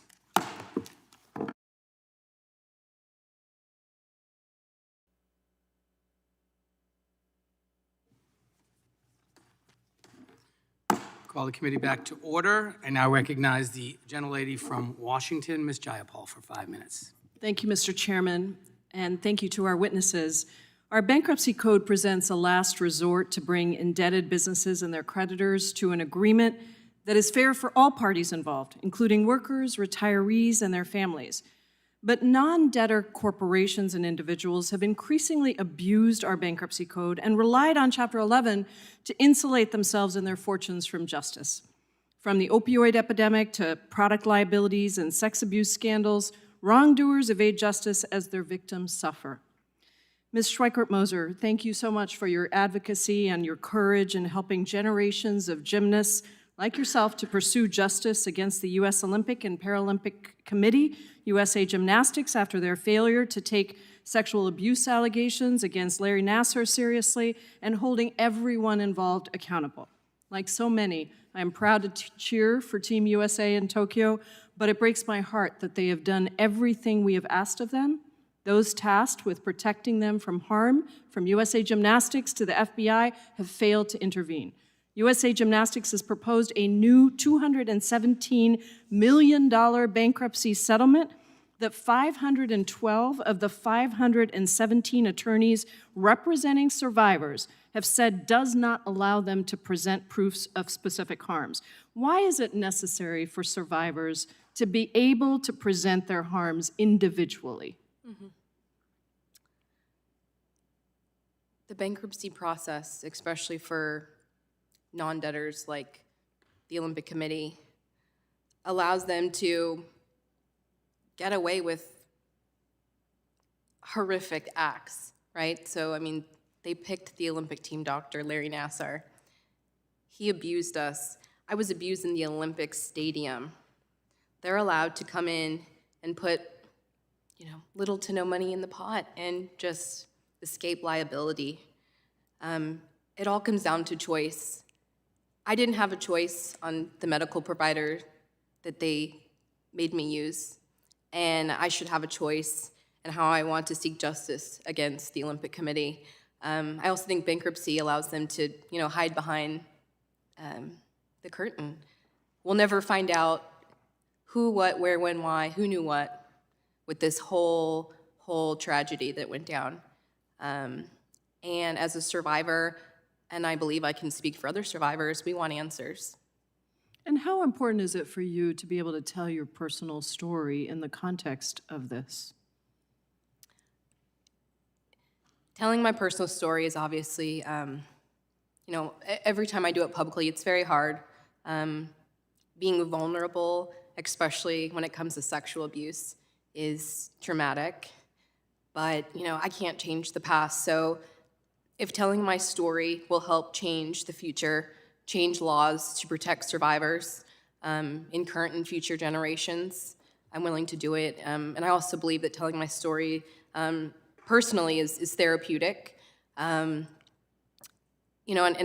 my goal is to leave my mark on this world and to leave a legacy. And if I can help change the bankruptcy laws to protect survivors and victims of the horrific things that third-party releases do to people, I'm going to do it. I am so grateful to you for that, and I think that holding abusers and their enablers accountable it's how our justice system should work if we want to deter future instances of sexual abuse. When you and many others came forward and pressed charges, you did it with expectation of holding all bad actors accountable. Instead, without them declaring bankruptcy on their own, they have used USA Gymnastics bankruptcy proceedings to release themselves from liability. Would you explain how releasing actors like Steve Penny, the former national team director, and the U.S. Olympics Committee impacts your right to justice? It doesn't give me a choice, right? I mean, like I said earlier, I'm not opposed to consensual releases. And if the Olympic Committee and Steve Penny want to file for bankruptcy, then they can. But they shouldn't be allowed to piggyback on the USA Gymnastics bankruptcy for pennies on the dollar, given the liability they had in the situation and the responsibility to protect their athletes, and basically get off scot-free. Again, I'm so grateful to you for speaking up and for making this a cause that you fight for. Professor Levitin, using Chapter 11 bankruptcy proceedings to immunize wrongdoers from lawsuits prevents the courts from understanding the full extent of harm to the many claimants, and it protects the non-debtor's reputation as they move on unscathed to other endeavors without being held accountable. Is this how Chapter 11 is supposed to be used? And if not, what is the intention of this bankruptcy process? No, this is not how Chapter 11 is supposed to work, and it's not how Chapter 11 used to work. Non-debtor releases were not a practice one saw in Chapter 11 until the Johns Manville asbestos bankruptcy, and that case was an outlier for many years. Then Congress enacted a provision for non-debtor releases specifically in asbestos cases, and those cases have some unique features that suggest that maybe they should be treated differently. But we've seen them expanded since, and to the point that they're just standard practice now. So it's not just a couple of cases that look bad of Purdue and USA Gymnastics. It's the Boy Scouts, it's Harvey Weinstein, it's Catholic Church Diocese, it's Takata Airbags, it's Dow Corning. This is a very standard thing, and it's not just releases, it's also stays of non-debtors during of litigation against non-debtors during the course of the bankruptcy. Actually, there was a news headline yesterday in the Wall Street Journal. The Lime Tree Bay refinery in St. Croix in the Virgin Islands, the refinery caused oil to actually rain down on St. Croix, poisoning the water source, which is rainwater. They filed for bankruptcy in Houston, not in the Virgin Islands. And now the private equity owners of the refinery are asking the court to stop litigation against them without having to file for bankruptcy themselves. So this is a very common thing, unfortunately. Thank you. It really is outrageous, and I'm so grateful to you, Mr. Chairman, for having this hearing. Thank you. I yield back. The gentlelady yields back.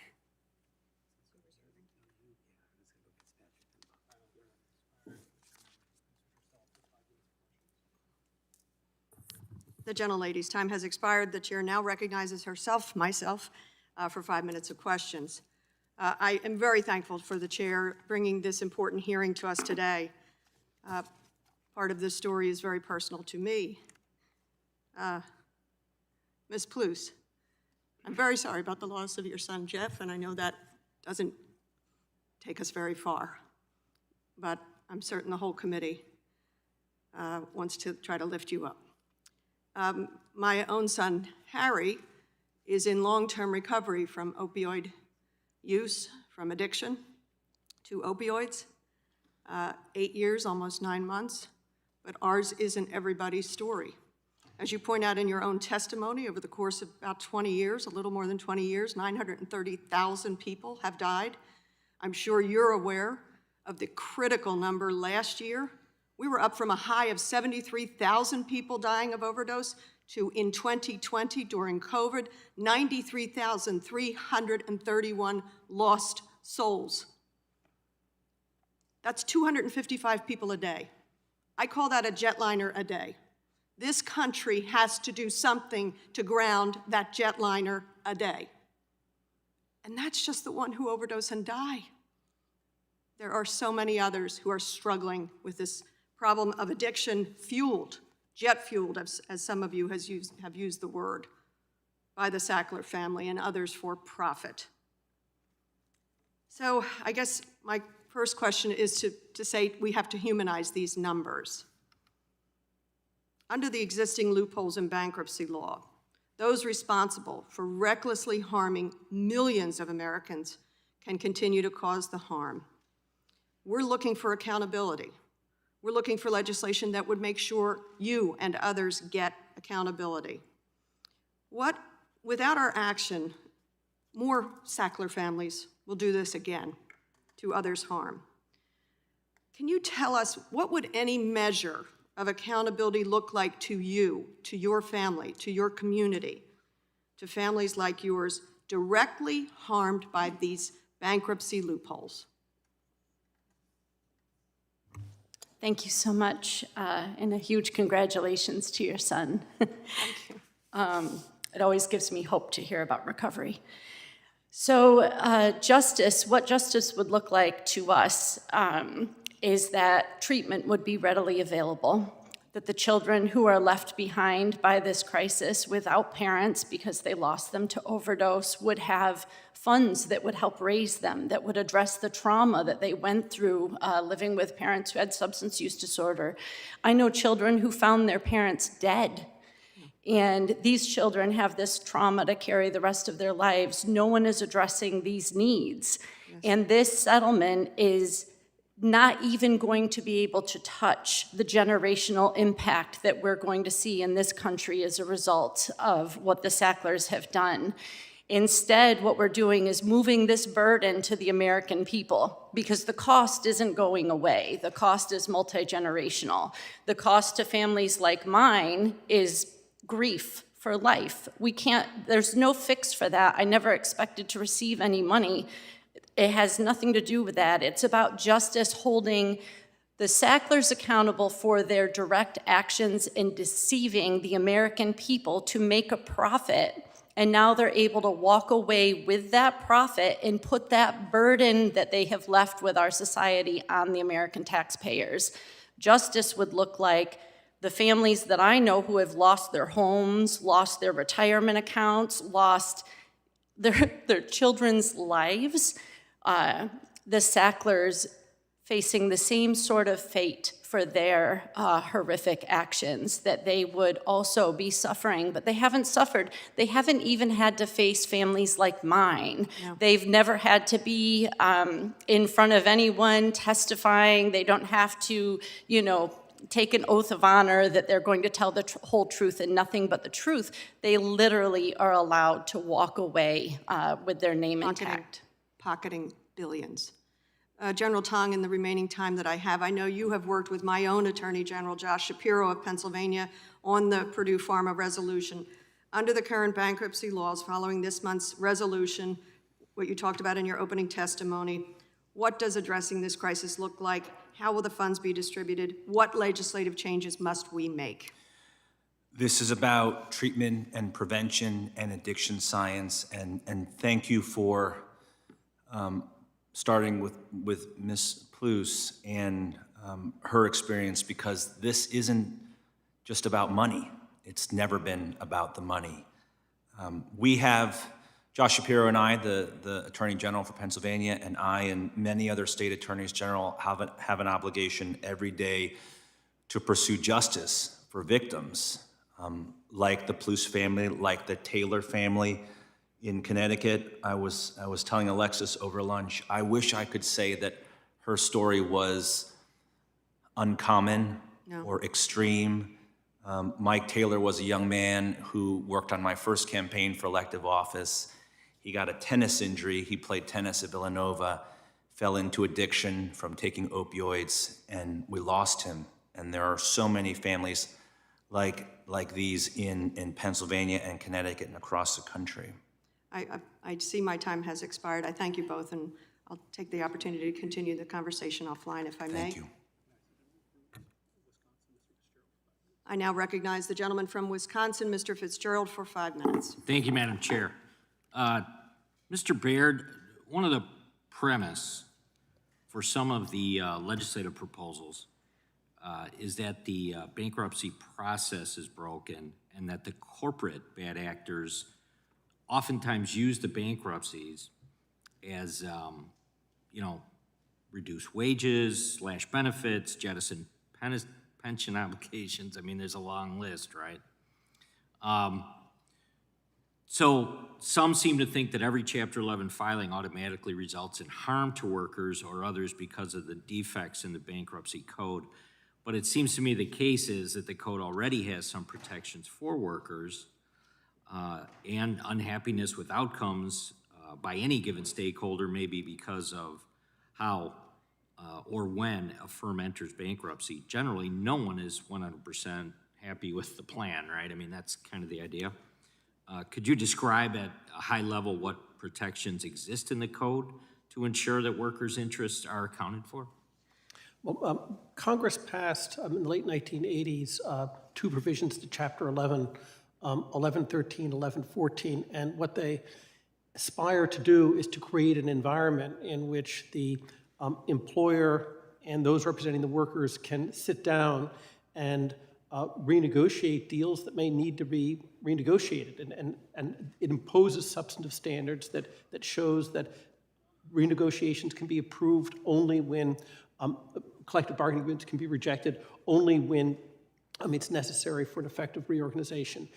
Now, what we need to recognize is that whenever you put a powerful tool like that in place, it's capable of doing good, it's also capable of doing bad, and we need to constantly revisit provisions like this. For example, there's some cases deciding involving airlines where you have a combination between bankruptcy law and the special set of rules governing airline unions that may have produced some bad results. So I think it's important to revisit these areas, and I think we need to recognize that we do have strong provisions. They have been enabled some collective bargaining agreements to be renegotiated, but it's a powerful tool, and like any other powerful tool, we have to be vigilant. I don't want to put you on the spot, but also any examples where in the end jobs were saved and, maybe the situation was clearly made better for some of the workers in the long run? Well, we've had steel cases where the pension obligations and so forth were such that, again, a lot of mistakes were made in the past, but the firm simply wasn't going to continue going forward unless there's a restructure. We also look at the airline industry. The airline industry is an example where we had collective bargaining agreements renegotiated in United Airlines and other cases. In the automobile industry, many of the negotiations took place in the shadow of what might happen in bankruptcy. That's another example. Again, these examples tend to arise in industries when there's been a shift, and somehow you're facing a different set of circumstances, and part of what bankruptcy does is face these new realities. And it's hard stuff, and it's certainly subject to abuse, but I think you can point to these very large industries that are better off as a result of having these tools available. And I mean, at some point, there's going to be a judge, and he's going to make a determination on stakeholders, and oftentimes, if one of those stakeholders is empowered more than the others, it tends to have an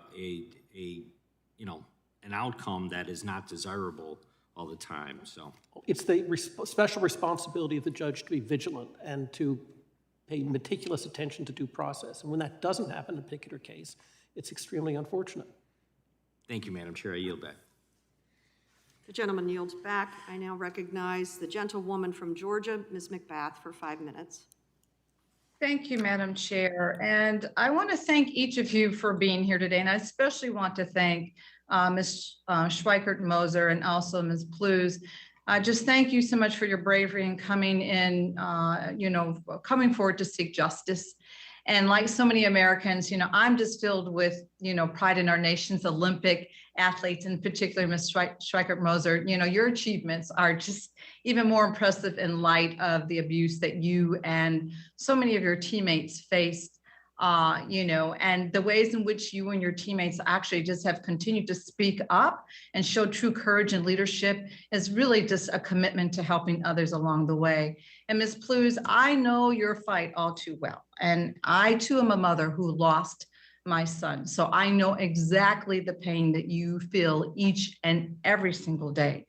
And I can't thank you enough for the work that you're doing, because you really are working to save lives and to make sure that no other parent is facing the immeasurable pain that you have faced. But I have to say, I'm really deeply troubled by the abuses that we've heard about today, particularly those, which the bankruptcy process has been used to avoid accountability for allowing sexual abuse to persist and for endangering people's lives. Ms. Plews, I'll start with you. When you started your advocacy work, I don't think you had any idea whatsoever that bankruptcy proceedings might pose just all these great hurdles and obstacles to your efforts. And so I know that you've covered a great deal today. I've heard your testimony. I've heard you all, this morning, but is there anything else that you've not been able to say that you want people to know right now, how the system and these proceedings are failing families like yours from getting justice that you deserve? Thank you so much. I appreciate that, and I'm sorry to hear of your loss as well. Yes, so the fact that the Sacklers never have to face a court themselves is really astounding to me. The fact that the Sacklers never have to face families like mine is astounding to me. When you hear the numbers that are quoted, 930,000 people since 1999, and just last year, over 93,000 lives lost in the United States, we get really lost in those numbers. But the reality is every single one of those people is attached to someone who loved them, and their story is important, and their loss is an incredible loss to our communities and our society. And what we need is for the Sacklers to face that loss, to face those families, to hear those stories, and to see the suffering that they have caused, and then for them to individually pay the price. The fact that they have been able to escape paying the price that they have put on the American people is just, it's absolutely horrific, and there is no justice here. Thank you so much. And Ms. Schweikert-Moser, I'm going to pose the same question to you as well.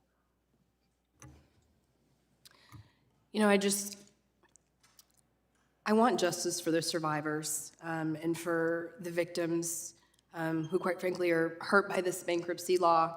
I want transparency and accountability by the Olympic Committee and USA Gymnastics. I no longer want to live in a world where USA Gymnastics and the Olympic Committee values medals and winning over the safety and well-being of its athletes. I think that's why it's so important that Simone Biles and Naomi Osaka, withdrawing and taking the stance that they did at an Olympics or at a major international event to prioritize their mental health and well-being is so monumental. The safety of children and athletes should be the foremost, most important thing for these organizations. And again, I think this issue is broader than just gymnastics. We see the same issue in the Boy Scouts, the Catholic Diocese cases. Children are being abused, and these organizations are not held accountable. There's no amount of money that I or any of the hundreds of other survivors would trade for the injuries as a result of the sexual abuse. Larry Nassar went to prison for his crimes, but what about the institutions who failed to protect us and failed their responsibilities and obligations to us? My lawsuits against the Olympic Committee and the lawsuits of the hundreds of other survivors will deter these failures from ever happening again. The civil justice system will work to prevent another serial pedophile from infiltrating these organizations because these organizations, like the Olympic Committee, will learn to act more responsibly.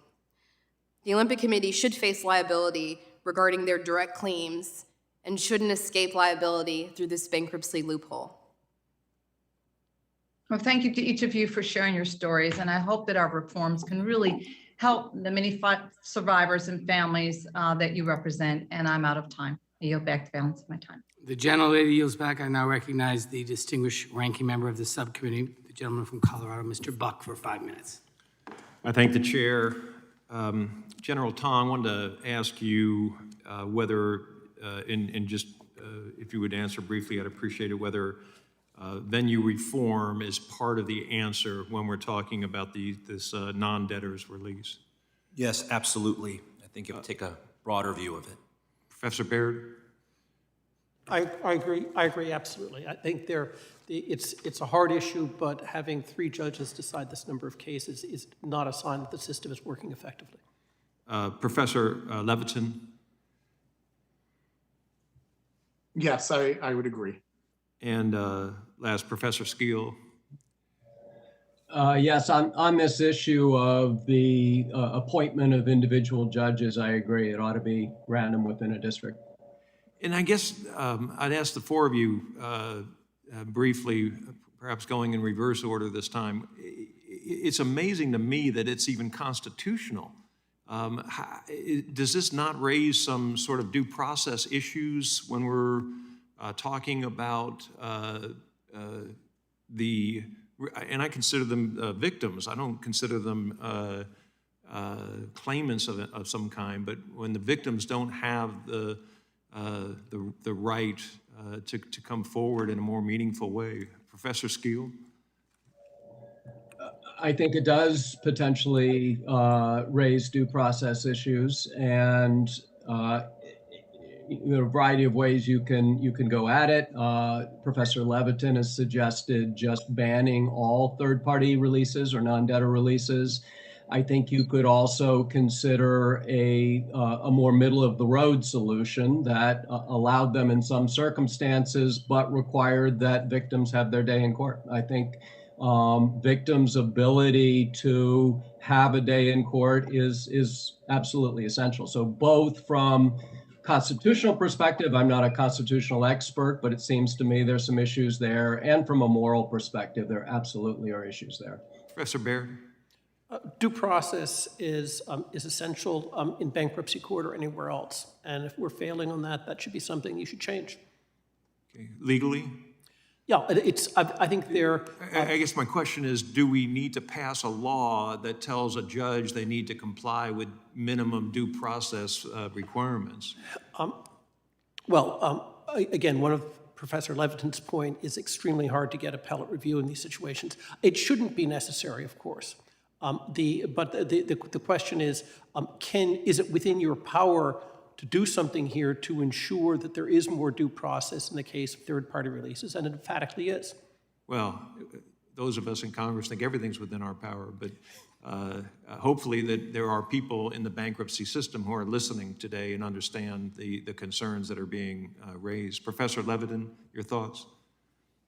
Yeah, I think there is a constitutional problem here. And in the case of Purdue, there's actually an objection filed by the United States trustee, supported by the Department of Justice, challenging the constitutionality of the non-consensual non-debtor releases. This is the first time I'm aware of that the United States trustee has actually challenged non-debtor releases on a constitutionality ground. And it's an issue that really needs to get decided, I think, at the circuit level. But I think, unfortunately, the bankruptcy court is very likely to confirm the release of the Sacklers, and there's unlikely to be any sort of appellate review because of the equitable mootness doctrine. And General Tong. Yeah, I want to thank Professor Leviton for bringing that up, because one of the reasons why the trustee and the Department of Justice oppose these non-consensual, non-debtor releases is because we also have not just a constitutional problem, but a federalism problem. As we all know, the federal government, including its courts, the federal government is a government of limited powers, and they exercise the powers delegated to it by the states. And the states, including the state of Colorado, the state of Rhode Island, and the state of Connecticut, have retained our police powers to hold people like the Sacklers accountable. And no federal judge, as far as I know, and no bankruptcy judge has the power to dismiss a state's sovereign claim when exercising its police powers. And that poses a real federalism challenge here and a constitutional problem when a federal bankruptcy judge purports to dismiss or otherwise eliminate a state's sovereign power to protect its residents. I thank you. And I didn't mean to ignore either Ms. Schweiker-Moser or Ms. Plouffe, but I wanted to get some of the legal issues out. And I thank both of you very much for your testimony today. And I know it's difficult, and I can tell you that you're making a difference, and I very much appreciate you being here. Thank you, and I yield back. The gentleman yields back. And I too want to say again, thank you to our witnesses, particularly witnesses who traveled in person. I think this has been a really productive discussion and very valuable to the members of the committee. So I want to say thank you again. And before we conclude, I just want to give you, Attorney General Tong, and you, Ms. Schweikert-Moser, and you, Ms. Plouffe, and Mr. Baird, kind of any final thoughts you might want to share with us before we conclude the hearing. Thank you, Mr. Chairman. Let me just summarize by saying you said in your opening remarks that one of our principal purposes here today in our justice system is to pursue fairness. And it's my job as a state attorney general to pursue justice. It's also the job of a U.S. bankruptcy court to do justice. And to let the Sacklers get off scot-free with a few $billion payment that is less than 5% on their money every single year is not just, and it's not fair. And I think at the end of the day, the reason why I oppose this proposed settlement is it's just not enough justice for all of the victims, thousands upon thousands of victims across the country. Thank you very much.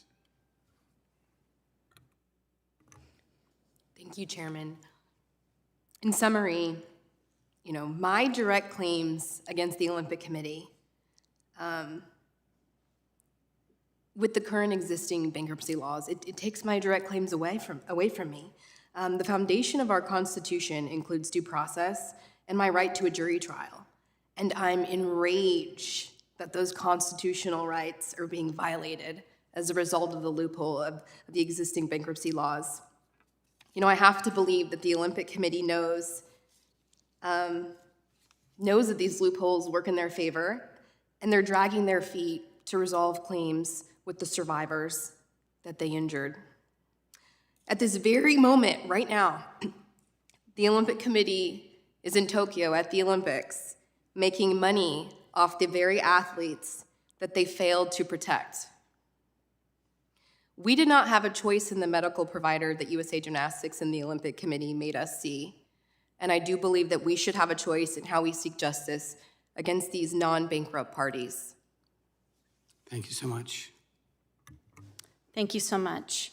One thing that I want to mention is that if we take too long with this reform, it won't have an impact on the Purdue hearing at all. And so I appreciate being here today, and I hope that we make a difference for other people in the future for similar issues, because if we don't change the laws now, what we're sending is a clear message to all corporations that what they can do is lie to the American people, cause mass destruction, profit off of it, and go home with all of their money and be protected by the bankruptcy proceedings. And so even though this may not benefit the families who have been impacted by the Sacklers, I think that it's important that we set this precedent.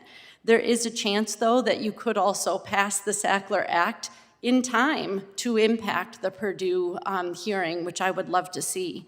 And then the last thing that I wanted to mention is, we have, it seems, two systems in the United States. One that applies to corporations and wealthy people, and one that applies to the rest of us. We have a drug war that's raging on. My son spent time behind bars. Countless families have loved ones behind bars. And yet people like the Sacklers have caused countless deaths in the United States and are walking away not only without time behind bars, but with the riches that they made as a result of it. And I think that we as a nation need to figure out how we can change that so that we don't have two separate systems in the United States, because that's not justice. Thank you so much. Thank you again. Professor Baird, any final thought? Oh, I think this hearing has been very valuable, and I think reminds us that our bankruptcy laws, as good as they may be, are in need of reform, and vigilance is necessary. And I'm grateful for the chance to come and talk. And I hope that as you think about these reforms, we can continue to talk and we can continue to try to make the laws better. Great. Thank you so much. This concludes our hearing today. Thank you again to our distinguished witnesses. Without objection, all members will have 5 legislative days to submit additional written questions for the witnesses or additional materials for the record. I also seek unanimous consent to add a number of letters and statements regarding the proposals to repair our bankruptcy code discussed here today to the record. Without objection, it's so ordered. This hearing is adjourned.